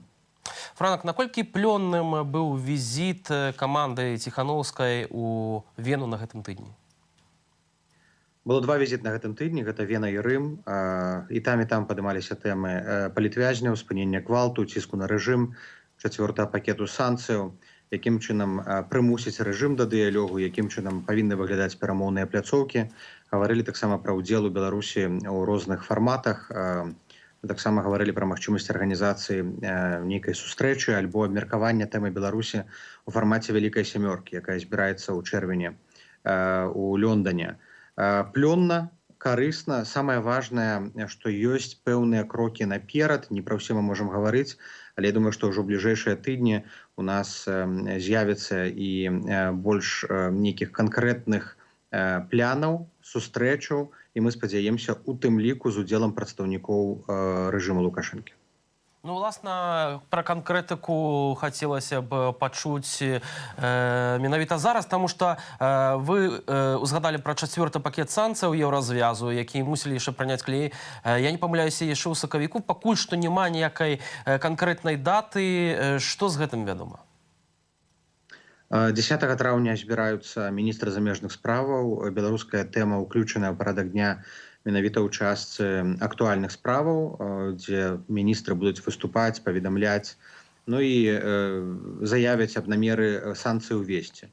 І санкцыі будуць абвешчаныя, магчыма, адным залпам, магчыма, некалькімі часткамі у прамежку паміж 10 траўня да пачатку чэрвеня. Самі санкцыі могуць абвяшчацца і па-за паседжаннямі міністраў замежных справаў. Туды мяркуецца, што ўвойдуць як асобы, звязаныя са злачынствамі рэжыму, так і прыватныя кампаніі. Вось памер гэтага спісу нам пакуль невядомы. Мы ведаем, што падчас апошніх сустрэчаў абмяркоўвалі 70 імёнаў, і я не ведаю, якая колькасць кампаніяў. Ён можа быць пашыраны, можа быць скарочаны. Мы робім усё магчымае, каб ён быў максімальна шырокі.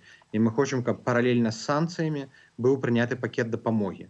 Таму што адна справа – гэта ціснуць на рэжым, каб прымусіць да дыялогу, іншая справа – гэта дапамагчы тым людзям, якім неабходная дапамога цяпер. Гэта медыям, рэпрэсаваным, рабочым, студэнтам, дактарам.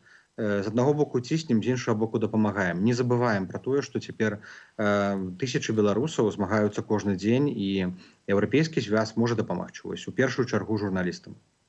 Ну, вось, уласна, пра ціскі, пра дапамогу многія пытаюцца, і больш за тое, калі вось мы сёння размаўлялі з прадстаўніком Народнага антыкрызіснага ўпраўлення пра зрыў здзелкі з кампаніяй Siemens, бо ў Швецыі гэтым зацікавіліся журналісты, зрабілі рэпартажы, і гэтая здзелка пакуль замарожаная, то вось, што датычыць паездак Святланы Ціхановскай, заўсёды ўзнікае ў некаторых пытанняў, наколькі, можа быць, гэта невідавочна, што ўсё ж такі эфект ад гэтых паездак ёсць.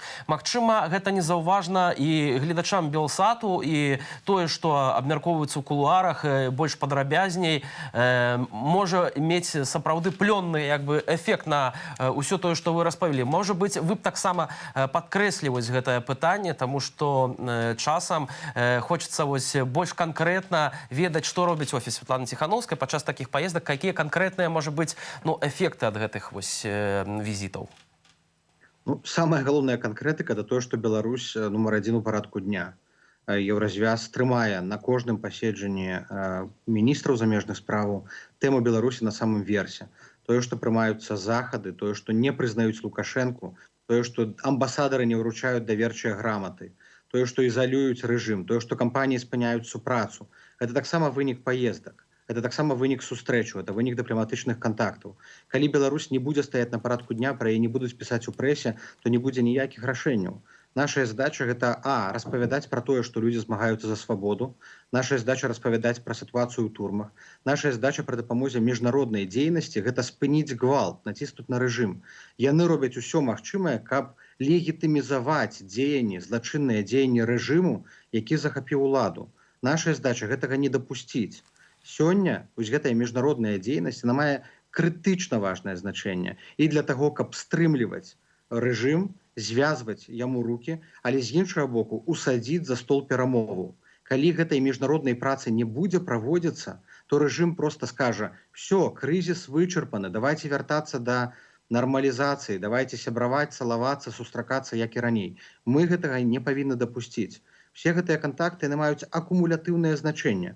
Это не такое, што ты прыехаў, падпісаў загад, рашэнне, дамову, што ўсё мы тут закрываем адносіны з Беларусю. Не. Мы будуем альянс, кааліцыю, міжнародную скансалідаваную стратэгію дачынення да Беларусі, якая і служыць цяпер, каб пазбавіцца дыктатуры ў Беларусі і правесці выбары, і паслужыць будучай Беларусі, каб выкарабкацца з крызісу, таму што пасля Лукашэнкі будуць яшчэ цяжкія часы.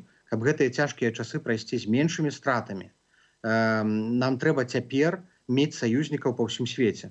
І менавіта ў гэтым галоўная каштоўнасць той працы, якую робіць Ціханаўская. І мы ж працуем не толькі з Еўразвязам, мы працуем са Злучанымі Штатамі, ЗША. Зараз мы спадзяемся, што далёкія краіны і альянсы Аўстралія, Новая Зеландыя прымуць асобную праграму дапамогі Беларусі. Нам трэба, каб дапамагалі беларускім медыям. Цяпер такая сітуацыя, калі беларускія медыі вымушаны альбо з'язджаць з краіны, іх закрываюць, журналістаў забіраюць тэхніку. Для гэтага таксама трэба гаварыць, трэба сустракацца, трэба казаць, сітуацыя не нармалізавалася, і нам ваша дапамога патрэбна і патрэбная цяпер. Франак, скажыце, а вось наступны візіт, наколькі я памятаю, у Любляну, і ў чым ягоная асаблівасць, і ў чым ягонае значэнне вось у гэтым плане, пра які вы кажаце? З 1 ліпеня, праз 1,5 месяца, Любляна становіцца старшынём Еўрапейскага Саюзу. Любляна будзе старшыняваць падчас саміту ўсходняга партнёрства, які быў запланаваны на лета, зараз пераносіцца на восень. І менавіта ад Любляны будзе залежаць, якія тэмы будуць стаяць на парадку дня Еўразвяза. Любляна будзе гаварыць ад імя Еўразвязу на міжнародных падзеях. Таму зараз вельмі важна, што Партугалія у адзін голас падтрымлівае Беларусь, гаворыць вельмі актыўна, ставіць Беларусь у прыярытэты ўсходняй палітыкі Еўразвязу. Любляна будзе працягваць гэтую палітыку. Вельмі важна падтрымліваць узровень цікавасці не толькі сярод буйных гульцоў Францыі і Германіі, але і сярод тых. У Еўразвязе ёсць прынцып ратацыі дзяржаваў, і мы стараемся гэтую стратэгію, пляны сустрэчаў, дыпламатыю выбудоўваць так, каб у Беларусі былі саюзнікі. Напрыклад, зараз у АБСЕ старшынюе Швецыя. Швецыя робіць все магчымае, каб дыялог распачаўся, каб сфармаваць нейкія сцэнарыі, дарожныя карты выхаду з крызісу, але ўжо праз паўгоду старшыняваць будзе Польшча. Потым старшыняваць будзе Паўночная Македонія. Таму нам трэба думаць наперад. І памятаем, мы ж зараз працуем не толькі на 2-3 месяцы наперад, мы працуем на гады наперад. Мы будуем вось тую візію будучай Беларусі, якая зможа вельмі хутка выйсці з крызісу, у якой будуць гатовыя саюзнікі, падрыхтаваныя інвестыцыйныя праекты і падрыхтаваныя пляны рэформаў. Таму, напрыклад, з АБСЕ мы акрамя... Я б хацеў ўсё ж такі запытаць больш падрабязна вось пра візіт у Любляну, у Славенію. У Славеніі з кім запланаваныя сустрэчы, на якім узроўні? Ці можаце вы зараз трошкі шырэй патлумачыць? У Славенії запрашэнне ад Міністэрства замежных справаў. Мы мяркуем, што будуць сустрэчы з прэм'ер-міністрам, з міністрам замежных справаў, з тымі арганізацыямі, якія працуюць з Беларусю. Зноў жа, гэта самы высокі ўзровень. Гэта дзяржаўны візіт, і Ціханаўскую прымаюць на найвышэйшым узроўні. Ну і таксама рыхтуем іншыя паездкі. Зараз мы не будзем анансаваць, але таксама у крытычна важныя для Беларусі дзяржавы. І акрамя ціску на рэжым, які зараз мае вельмі вялікае значэнне, мы працуем таксама над пошукам дапамогі для беларусаў. Таму што той дапамогі, якую Еўразвяз, напрыклад, прапанаваў увосень, якая толькі цяпер пачынае рэалізоўвацца, яе недастаткова. Маштаб рэпрэсіяў супраць грамадзянскай супольнасці, супраць медыяў, актывістаў, ён каласальны. Ён проста неверагодна высокі. Ніхто не мог спадзявацца ўвосень, што ў такім маштабе Лукашенко будзе распраўляцца з апанентамі. Франак, у нашым стрымчаце вельмі часта абмяркоўваюць падзеі ў ЗША, Джо Байдена. І ўсіх, канешне ж, цікавіць гэты ўжо раней запланаваны візіт Святланы Ціханаўскай ў Злучаныя Штаты. Як ідзе супрацоўніцтва з Вашынгтонам? Ці нам чакаць у хуткім часе візіту Святланы Ціханаўскай у ЗША? Бальшыня тых сустрэч і візітаў, якія былі запланаваны, яны перанесеныя ў віртуальны фармат. Ужо адбыліся слуханні па Беларусі ў Палаце прадстаўнікоў ЗША. Праз некалькі дзён будуць слуханні ў камітэце Ланташа у Кангрэсе ЗША. Плануюцца некалькі званкоў на самым высокім узроўні з вашынгтонскімі палітыкамі. У тым ліку чакаюцца званкі з Белым домам. А непасрэдна фізічны візіт адбудзецца роўна тады, калі будуць знятыя ковідныя абмежаванні. На жаль, апошнія 6 месяцаў у Злучаных Штатах Амерыкі былі ўведзены шырокія рэстрыктыўныя захады. практычна ніводзін замежны лідар ці госць не наведваў краіну. Першая была Японія пару тыдняў таму назад, такая наведала Вашынгтон. Але па разліках, то нам кажуць, што это можа быць і ўлетку, можа быць і пачатку восені, але фізычны візіт зараз вельмі цяжка арганізаваць. Як толькі это будзе магчымым, дык адразу, але са Злучаных Штатаў ёсць поўная падтрымка, салідарнасць, і візіт амбасадаркі Джулі Фішер паказаў, што Вашынгтон будзе адыгрываць ключавую ролю ў вырашэнні беларускага крызіса і гатовая дапамагчы на ўсіх напрамках. Ну вось наконт салідарнасці, наконт таго, што рабіць, на старонцы Святланы Ціханаўскай апублікаваныя 5 галоўных прынцыпаў бяспечнага пратэсту. Гэта можа зрабіць кожны. Так называецца артыкул. Я магу яго паказаць шаноўнаму гаспадарству. Сярод гэтых прынцыпаў, якія не прадугледжваюць гвалту, парушэння закону нейкага, ёсць салідарнасць, то бок адправіць ліст, пасябраваць з героем пераменаў. Ёсць праўда, гэта значыць, тут таксама са спасылкамі, як распаўсюджваць праўду пра тое, што адбываецца. Вось такія карысныя таксама спасылкі па бяспецы і таксама пра тое, як можна байкатаваць нейкія брэнды, якія дапамагаюць рэжыму, і як можна аб'яднацца, у тым ліку, напрыклад, стаць часткай рабочага руху. Вось гэтая дзейнасць, 5 галоўных прынцыпаў бяспечнага пратэсту, наколькі яна зараз актуальная, на вашу думку, і ці могуць пад такім узроўнем рэпрэсіяў беларусы істотна дамагчыся істотных зменаў? Бо я хацеў бы яшчэ дадаць да пытання Ярослава яшчэ ту інфармацыю, што офіс Святланы Ціханаўскай заўсёды падкрэслівае пра мірны пратэст, пра эфектыўнасць мірных негвалтоўных дзеянняў, у тым часе як беларуская прапаганда даводзіць, што ёсць людзі, якія рыхтавалі дзяржаўны пераварот, не то дзяржаўны пераварот па прынцыпу каляровых рэвалюцый, ці то вайсковы пераварот, і забіць Лукашэнку хацелі, ягоных дзяцей. Ну то бок зусім супрацьлеглая як бы інфармацыя, яка ўкладаецца ў голову беларусаў.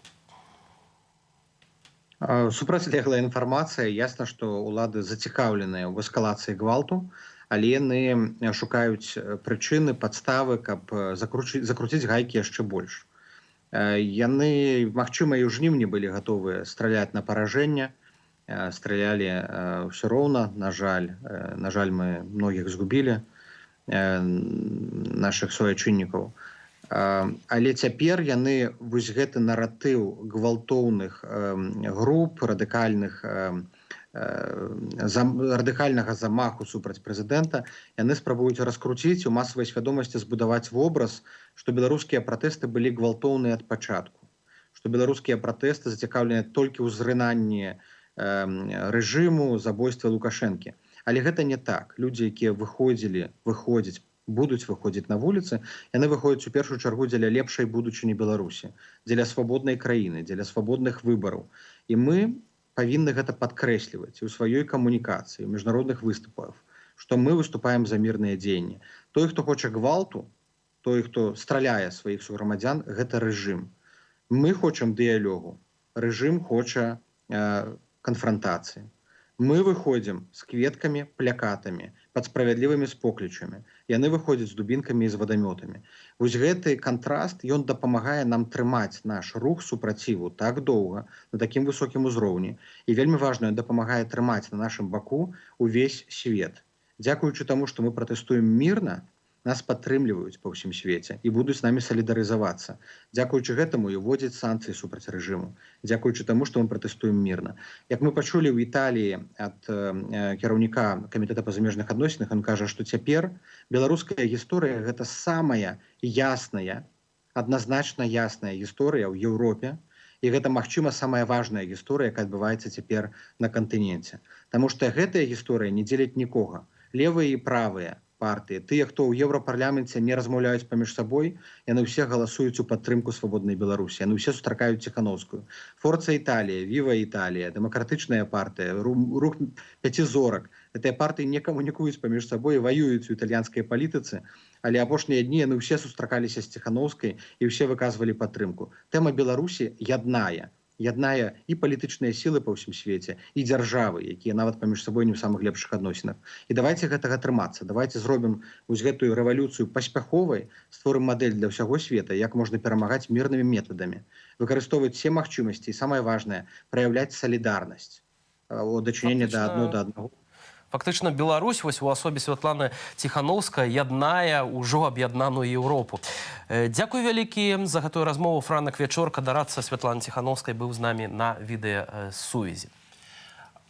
Працягваем эфір. Я думаю, ёсць яшчэ ў нас адна важная тэма, гэта пінская справа. Так, таму што працягваюцца рэпрэсіі, і на гэтым тыдні адбыўся прысуд у рэзананснай пінскай справе пра тое, як разгон мірнай акцыі перарос у сутычкі з міліцыяй, і суддзя Евген Брэган задаволіў гэтыя жорсткія патрабаванні пракурораў, пакараў 14 пінчукоў, і пры гэтым... Ад 5,5 да 6,5 зняволення атрымалі фігуранты гэтай рэзанансавай справы, і сапраўды вельмі жорсткія.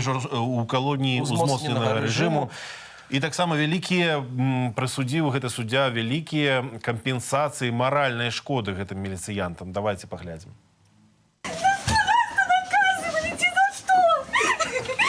Абвінавачванні наступныя. Кідалі кветкі, дошкі, палкі, білі па шчытах сілавікоў. У судзе Маскоўскага раёну Берасця агучылі вырак 14 фігурантам пінскай справы. За ўдзел у гэтак званых масавых беспарадках пінчукі атрымалі ад 5,5 да 6,5 гадоў пазбаўлення волі ў калоніі узмоцненага рэжыму. На абвяшчэнне выраку традыцыйна не пусцілі незалежных журналістаў і частку ахвотных. Это исключительно казнь и расправа. Это не имеет никакого отношения к правосудию. Осудить за брошенный цветок, осудить за брошенную горсть земли на сроки 6 лет – это просто бесчеловечно. Летась пасля прэзідэнцкіх выбараў у Пінску адбыліся жорсткія сутыкненні паміж пратэстоўцамі і сілавікамі. 9 жніўня людзі сабраліся ля будынку выканкаму і пачалі патрабаваць сумленнага падліку галасоў. Замест чыноўнікаў да пінчанаў выйшлі сілавікі і пачалі ачапляць іх. Вінаватымі ў выніку зрабілі тых, хто хацеў выканання закону. Я думала, хоть один раз в жизни в 2020 году будут справедливые выборы. Но я не подумала, что может быть какая-то фальсификация. Думала, все-таки наконец-то справедливость восторжествует. Но оказалось, как всегда, 26 лет мы терпим этот режим. Сваякі асуджаных лічаць, што пратэстоўцы не ўчынілі сілавікам ніякай шкоды. Але гэта нават не змякчыла прысуду нікому з іх. 19-гадовы Олег Рубец, паводле ягонай мачыхі, заўсёды быў за праўду. За праўду і пакараны 5,5 гадамі калоніі ўзмоцненага рэжыму. Бросил горсть земли после того, как увидел, что стали избивать людей. Увидел окровавленного человека, помог ему подняться с земли. И это его очень возмутило. И он на эмоциях кинул в сотрудников милиции горсть земли, которая не долетела до строя. Пацярпелымі ў пінскай справе праходзіць 109 міліцыянтаў і чыноўнікаў. Суд абавязаў абвінавачаных сплаціць каля 24 тысяч рублёў на карысць арганізацыяў і прадпрыемстваў. З іх амаль 19 тысяч міліцыі. І яшчэ каля 150 тысяч рублёў кампенсацыі маральныя шкоды спагнаць на карысць 93 пацярпелых. Один гражданин города Пинска давал о том, что были пострадавшие, милиция с переломами позвоночников. Выслушавший 100 с чем-то потерпевших, я не услышал не то, что переломанного позвоночника, даже травмы спины ни от кого не было. Для чего это было сказано, вообще непонятно. Наверное, чтобы их пожалели. Свае маральныя пакуты пінскія міліцыянты абгрунтавалі тым, што яны, цытата, адчулі страх, прыніжэнне, боль і сорам. Праз перажытыя падзеі яны страцілі сон, спакой і апетыт. У адказ на гэта жыхары Пінску стварылі петыцыю за пераатэстацыю працаўнікоў міліцыі, якія праходзяць пацярпелымі ў пінскай справе. У пераатэстацыі адмовілі. Возможно, они были недостаточно подготовлены к тем событиям, если они все-таки испытали такой стресс. На сегодняшний день сотрудники сами говорят о том, что от них отвернулись и близкие, и родные, и я, как пінчанка, могу это подтвердить. У выніку самой крымінальнай справы супраць жыхароў Пінску і такіх жорсткіх прысудаў раз'яднаныя шмат якія сем'і. Наступныя 5-6 гадоў непаўнагадовыя дзеці будуць расці ў прытулках або ў няпоўных сем'ях. Усіх 14 фігурантаў пінскай справы прызналі палітзняволенымі. Ірына Карніенка, Белсат. І больш пра гэтую тэму мы зараз паразмаўляем з праваабаронцай з Пінску Веранікай Івановай. Вераніка, вітаем вас. Вітаю вас таксама. Спадарня Вераніка, якія галоўныя высновы мы можам зрабіць сёння з гэтай резонанснай, безумоўна, справы? Ну, можно говорить о том, что правосудие в Республике Беларусь на сегодняшний день отсутствует. И можно говорить о том, что существует политзаказ на решение подобных дел. Простое даже замечание не взято, понимаете, не взято было даже во внимание то, почему произошло данное столкновение. Оценивали необъективно даже результат столкновения. Ведь там была провокация. Можно говорить о том, что изначально была создана эта ситуация. Люди на протяжении нескольких часов абсолютно спокойно находились возле исполкома, не вступали ни в какое противостояние с силовиками, и только после отдачи команды к бою и отдачи команды, скажем так, открыть огонь, люди решили, что они окружены, и они просто защищались. Люди пришли безоружными, они не имели с собой заранее никаких неприготовленных орудий, инструментов, но это все не взято в учет. Судили так, как будто люди пришли захватывать власть. Мне кажется, наше государство забыло, что источником власти должен быть народ. Вось у пятніцу мы пасля прысуду гэтага вечаровай студыі Белсат абмяркоўвалі гэтую справу, і тады журналіст Віктор Ярашук заўважыў, што пасля гэтага прысуду, да і ўвогуле пасля падзей 9-10 жніўня і гэтай рэзананснай крымінальнай справы, Пінск ужо ніколі не будзе тым ранейшым роўным Пінскам, і цяпер фактычна ён падзелены вось на тых, каго закранула непасрэдна гэтая трагедыя, гэта сваякі, родныя, асуджаных па пінскай справе. І, канешне ж, сваякі і самыя тыя нібыта пацярпелыя міліцыянты, якія запатрабавалі вось вялізную матэрыяльную кампенсацыю за гэтыя нанесеныя быццам бы вось розныя пашкоджанні, і там прапаў сон, і прапаў апетыт у іх. Ці вы згодныя, спадарня Вераніка, вось з тым, што сапраўды цяпер горад будзе ўжо па-іншаму выглядаць? Да, разрушенные многолетние дружественные союзы и зачастую даже родственные союзы разрушены именно этим противостоянием. Убеждения одних в своей правоте, а вторых, скажем так, в своем каком-то праве требовать то, что они требуют, разделили конкретно пинское общество безраздельно. И конца и края этому противостоянию, в принципе, не видно. Сваякі асуджаных, вось вы мелі магчымасць з імі паразмаўляць. Ці спадзяюцца яны на нейкі іншы вынік? Ці спадзяюцца яны дачакацца на перагляд гэтай справы, на апеляцыю? Люди до последнего надеялись, что будут гораздо более мягкие приговоры. Люди рассчитывали, что будут давать даже ниже низшего. Люди рассчитывали, что будут давать и 3-3,5 года. И очень были шокированы и разочарованы вынесенными приговорами. Хотя, ну, скажем так, например, мое мнение, я и полагала сроки в районе 6 лет. На сегодняшний день все еще брежет надежда у людей. Они все еще надеются, что это случайность, они все еще надеются на то, что апелляция даст пересмотр. Но я думаю, что это иллюзия. Я думаю, что никаких изменений в приговоре, в процессе обжалования не произойдет. Таксама вось адной з ілюзій, калі можна так было сказаць, гэта была петыцыя Пінчукоў на пераатэстацыю мясцовай міліцыі. У гэтай петыцыі былі патрабаванні, канешне ж, перагледзець прафесійныя якасці пінскіх праваахоўнікаў. Ці была ўвогуле такая магчымасць, што такая пераатэстацыя можа адбыцца? Ну, основная цель была не столько добиться переаттестации, сколько показать им их со стороны и воззвать к их совести для того, чтобы они поняли, как выглядят их претензии, насколько они необоснованы. Как мне кажется, с некоторыми сотрудниками, в частности, сотрудниками департамента охраны, это сработало, но все остальные, видимо, свою совесть забыли дома. А чаму, на вашу думку, цяжка так было трапіць у зале суда і журналістам, і таксама сваякам і блізкім гэтых асуджаных Пінчукоў? формальная причина была якобы недостаток мест в зале, а по факту мое твердое убеждение, что это был, во-первых, способ давления на самих обвиняемых, чтобы они меньше видели людей, чтобы они не знали, какая поддержка им оказывается, а во-вторых, хотели максимально избежать огласки.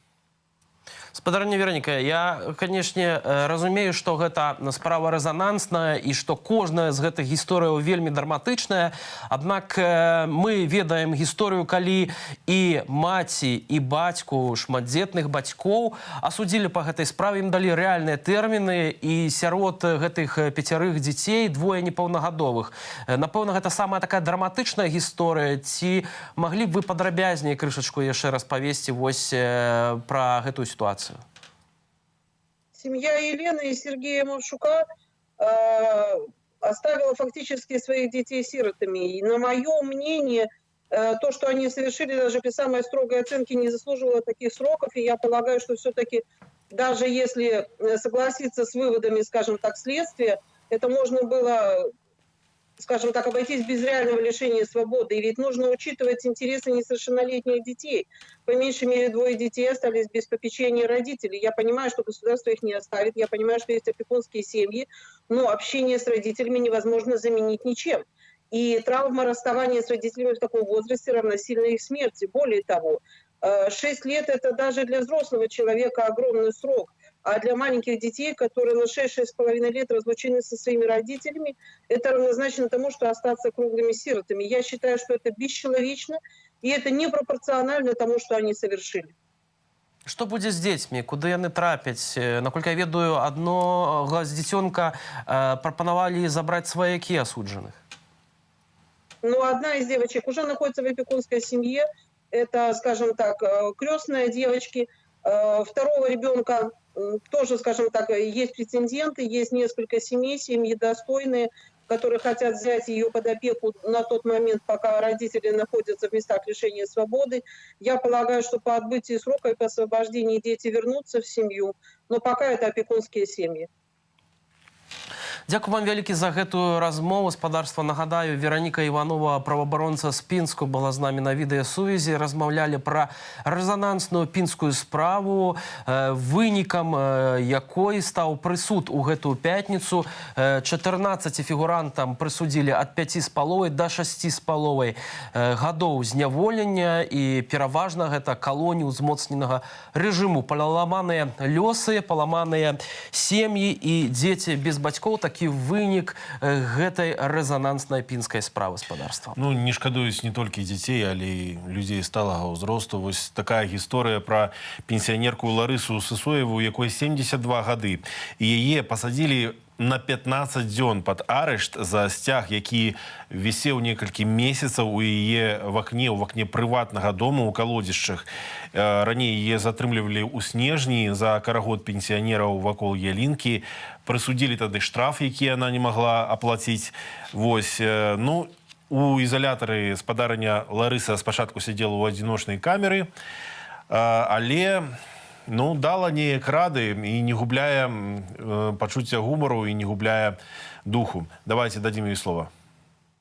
В 19 часов подъехала милицейская машина, вышел наш участковый, и, значит, у меня на все окно висел флаг с гербом. Вот, во-первых, красивый флаг, что я вам и скажу. Просто вот радует людей. И висел он у меня очень давно. А почему я его повесила? Потому что у меня было уже до этого задержание возле Красного костела на 14 декабря. Мы водили там карагод. Осудили, или как задержали нас 3 женщин, тоже возраста такого 70, 72 и 75, чем очень удивили работников Окрестина. И, значит, нам по решению суда было всем по 50 базовых. Ну, 20 якобы за то, что был несанкционированный митинг, и мы водили этот карагод, а 30 за то, что я била ОМОНа. ОМОНа в этот день вообще нигде не было. Об этом знают настолько все хорошо, потому что тогда были курсанты училища. Мы даже с ними общались, разговаривали. Они не посмотрели, что у меня нет другого источника дохода. И они у меня сразу сняли всю пенсию. Я когда пришла и не получила свои 500 рублей... что у меня даже там, я не знаю, преступникам оставляют, наверное, по 5 рублей. А тут мне вообще, говорю, вообще ни копейки. Вот. Ну и все, я взяла, вывесила флаг в знак протеста. Меня судья спросил, почему вы не вывесили зеленый? Я сказала, что на меня бы никто не обратил внимания. Когда мне судья уже присудил эти 15 суток, в общем, очень спокойно к этому отнеслась. Единственное, что мне не дали собраться, вот я же говорю. А на завтра уже муж говорил, что был здесь этот, как это? Обыск. Как он называется? Шмон. Вообще отношения вот в этом ИВС. Там очень молодые ребята, они меня воспринимали как бабушку. И многие даже так и говорили. Вот мне 22 года, а вы как моя бабушка. Поэтому отношение было ко мне очень хорошее. С одной стороны. Со второй стороны, возраст. И не очень начальству хотелось, чтобы я там была. Потому что вдруг со мной что-то случится. Это было видно. Я не была готова, что меня поместят в эту камеру, в изолированную, одиночку. Это уже как-то для меня показалось это слишком. Я один день даже попыталась как бы объявить, не голодовку, сказала, есть не буду, пока матрас не дадите. На что меня молодое поколение уговорило, бабушка, кушайте. Матрас пошел на прожарку от коронавируса. Времени было очень много, поэтому ни писать, ни читать ничего нельзя было. И вот таким образом мы вот из хлеба делали вот такие розочки. Я взяла вот, чтобы внукам показать. Если ты знаешь, зачем ты здесь, ради чего ты здесь, то, в общем-то, можно выдержать. Даже этот холод, конечно, холодно, очень было холодно, а так, в общем-то, ничего. Могла там чего-то такое немножко посмеяться, сказать, они к этому спокойно. Руки за спину, потом руки за голову, общий осмотр, это вся комиссия. Я могла сказать, что ой, как я себя хорошо вела, где кофе и круассаны. Я все время ходила и говорила, как можно, имея 40-летний стаж, много лет поработавший в оборонке, будучи ветераном труда, и заслужиться до того, чтобы не заработать в тюрьме на матрас.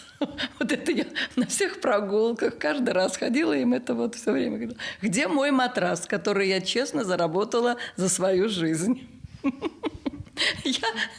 Поэтому я все время себя очень весело вела, и мне кажется, это вот тот настрой, который должен быть, когда нас задерживают. Цудоўны прыклад бадзёрасці духу, пошуку прыгажосці і нагоды для гумару паўсюль, нават за кратамі. Нават у такіх умовах. Господарства не толькі Вялікдзень святкуе Беларусь, а напярэдадні было свята працы, дзень салідарнасці працоўных.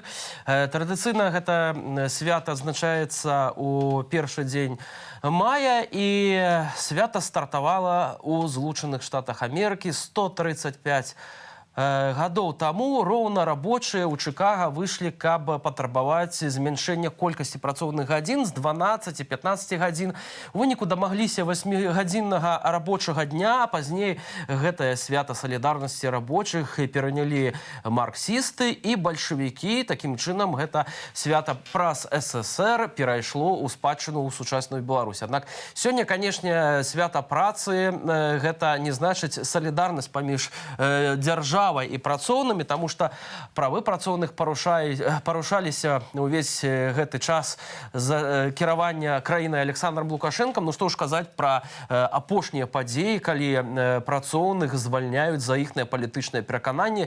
Наш наступны матэрыял пра гэта, пасля чаго абавязкова вернемся і паговорым на гэтую тэму з нашым госцем.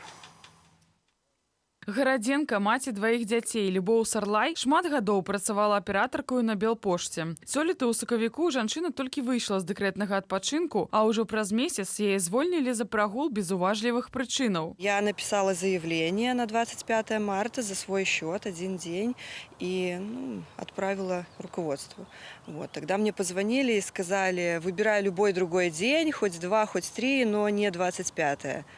Вот. Ну а зачем мне другой, если мне нужен был именно этот день? Дысцыплінарнага спагнання за невыхад на працу не было. Звольніцца Любоў пастанавіла самая, бо яе адмовіліся пераводзіць у іншае аддзяленне Белпошты. Когда я написала уже заявление по соглашению сторон, директор отказался, написал по соглашению отказать.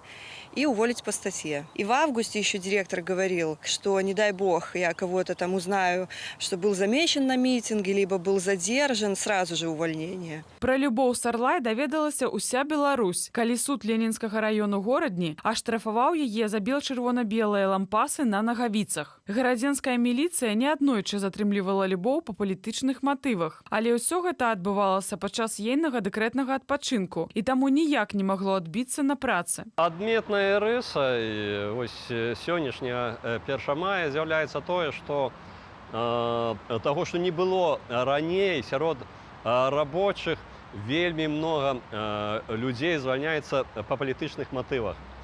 Ёсць таксама людзі, якія вымушаны былі з'ехаць за межы нашай краіны. Што да аплаты працы для тых, хто застаўся ў Беларусі, сітуацыя наступная. Згодна з Белстатам, сярэднія заробкі ў Беларусі ў сакавіку выраслі, а дагэтуль падалі 2 месяцы. У лідарах сталіца. У рэгіёнах жа рост сярэдніх заробкаў зафіксавалі толькі ў 10 раёнах. Пры гэтым выплаты працягнулі падаць на 100-200 рублёў, у сярэднім яшчэ ў больш як 20 раёнах. Менш за астатніх атрымліваюць жыхары Шаркаўшчынскага, Кармянскага, Мсціслаўскага, Слаўгарадскага і Круглянскага раёнаў. У лідарах паводле заробкаў апынуліся Салігорскі, Менскі, Дзяржынскі, Рэчыцкі і Светлагорскі раёны. Замест таго, каб чуць патрабаванні з вуснаў рабочых да уладаў, сацыяльна-эканамічныя патрабаванні, якія тычацца і умоў працы, і заробкаў і ўсяго астатняга, мы чуем звычайна, як добра, як хораша жывецца. Ці задаволеныя людзі умовамі працы і заробкамі, мы запыталіся на вуліцах Берасця. Я вообще безработный, а жена в декрете, так что мы бы с радостью ответили. Но в принципе, зная людей, все очень недовольны. Зарплаты падают, а цены растут. Мне, в принципе, все устраивает, поэтому жаловаться не на что. Меня пока все устраивает. Я нормально работаю. Но я знаю, что многие страдают в нынешней ситуации. Устроилась на работу и зарабатываю. До этого сидела без работы.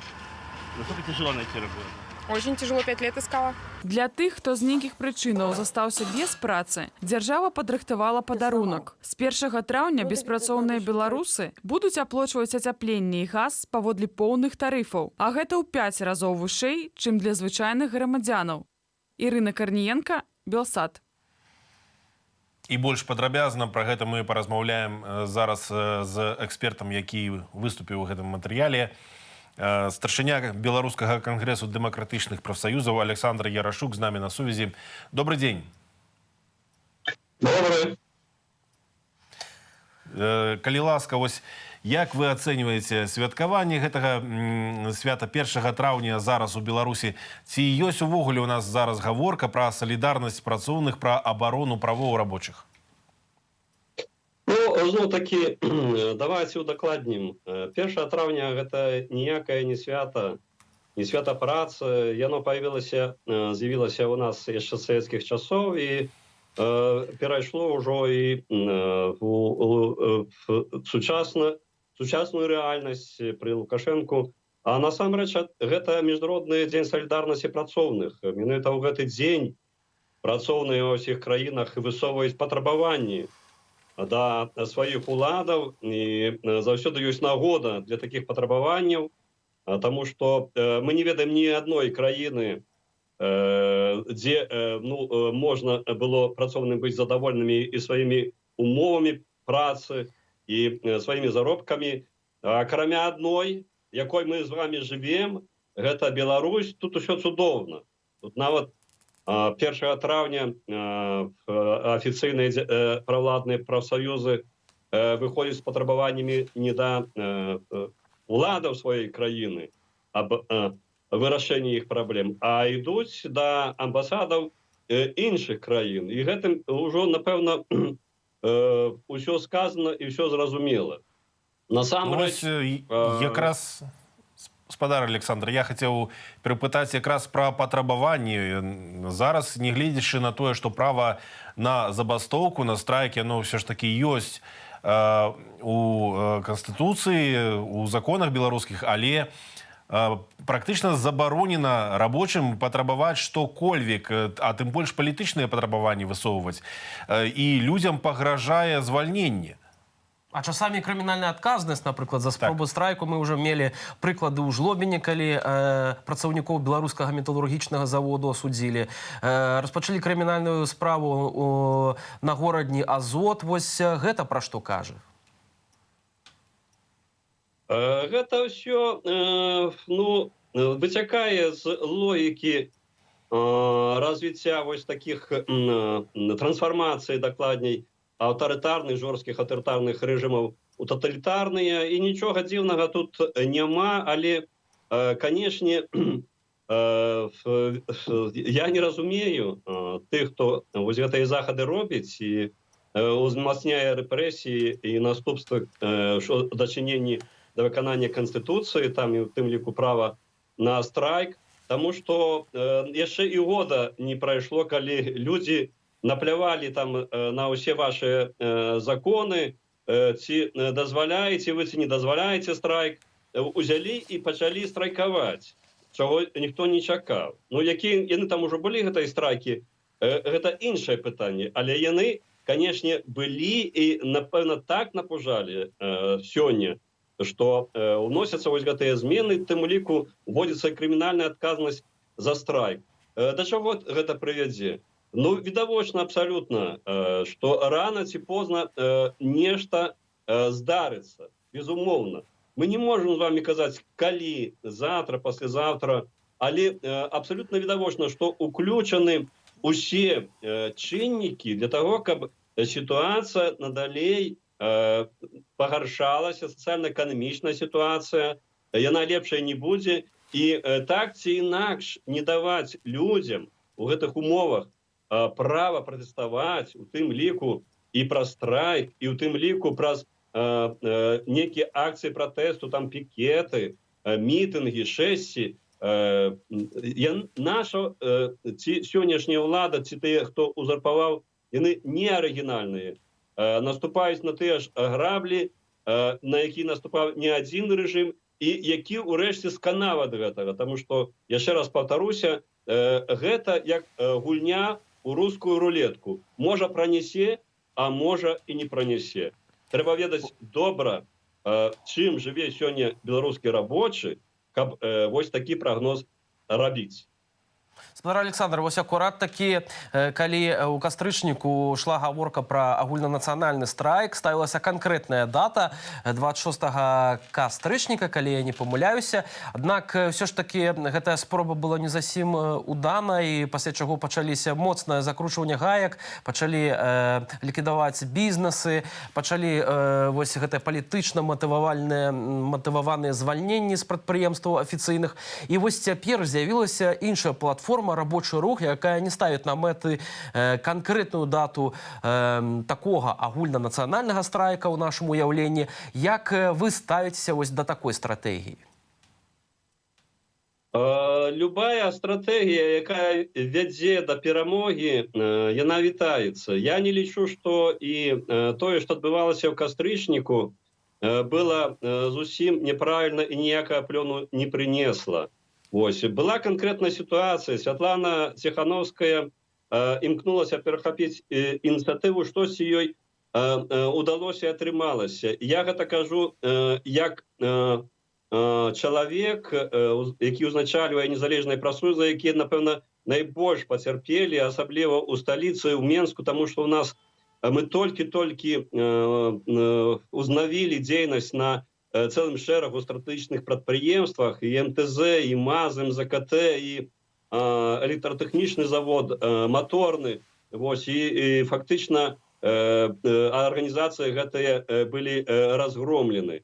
Вось. Але зноў-такі паўтаруся, ніхто сёння не можа казаць, што вось гэтая стратэгія была неправільная, і тое, што зараз нейкія таксама высновы робяцца, я лічу, што правильно робіцца, таму што, канешне, галоўны для нас ресурс — гэта нашыя людзі, актывісты, лідары, патэнцыйныя лідары, і трэба іх усяляк зберагчы, і таму ж, калі вось такія стратегии прымаюцца і калі распрацоўваецца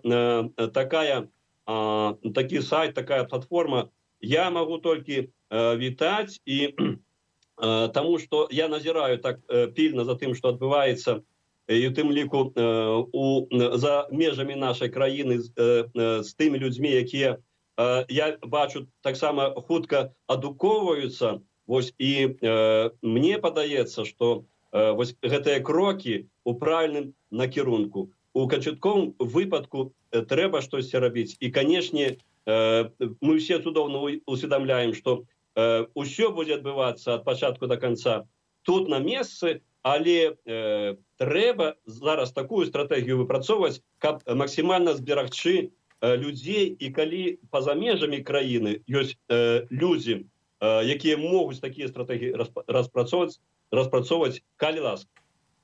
І апошняе пытанне, караценька. Вось вы кажаце, што неабходна зберагчы людзей, а што да кіраўніцтва прадпрыемстваў, калі яны звальняюць сваіх кваліфікаваных спецыялістаў з палітычных прычынаў, кім яны могуць гэтых рабочых замяніць?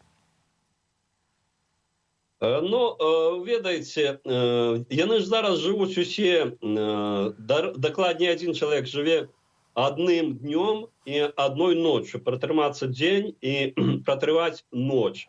Ось. І усе астатнія таксама людзі, якія не бяруць на сябе ніякай адказнасці, жывуць па прынцыпу пасля нас хоць потоп, можа там ёсць і больш адказныя нейкія кіраўнікі, але ніхто не асмеліцца і слова зараз замовіць за тых рабочых, якія з'яўляюцца залатым генафондам беларускіх працоўных.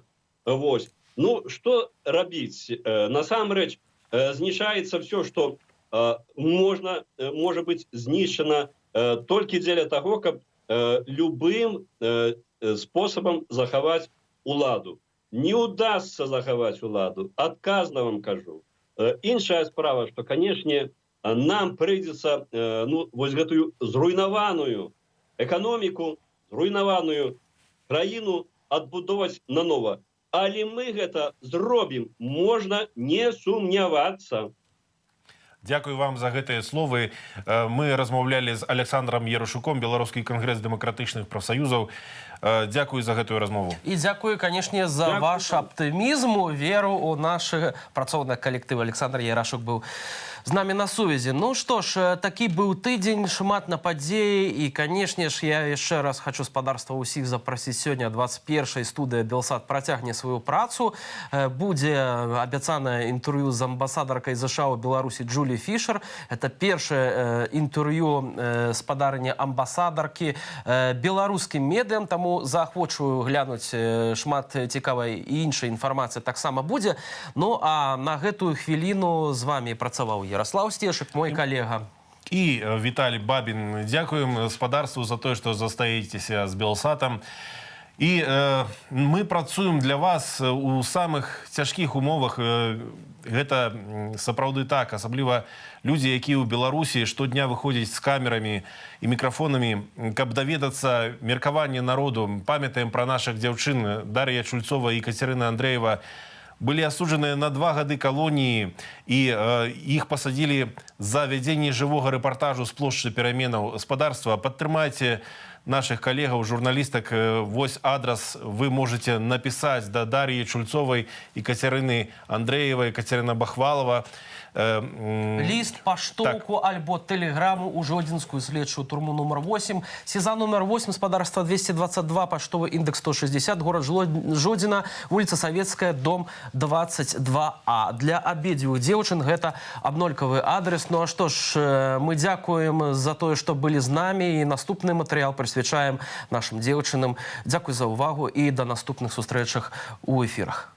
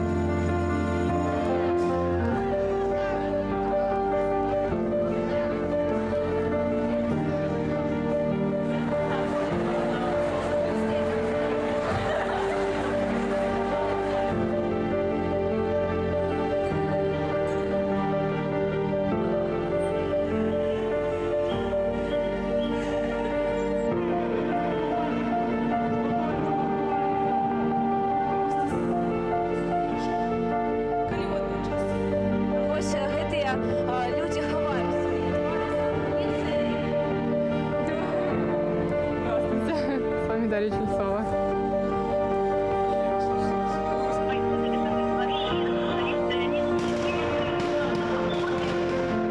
Знову вітаємо наших глядачів на площі Перемена. Затриманих докладно тут будуть десятки, коли не сотні.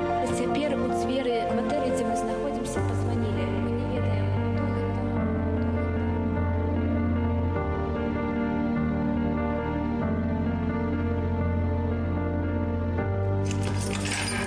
це.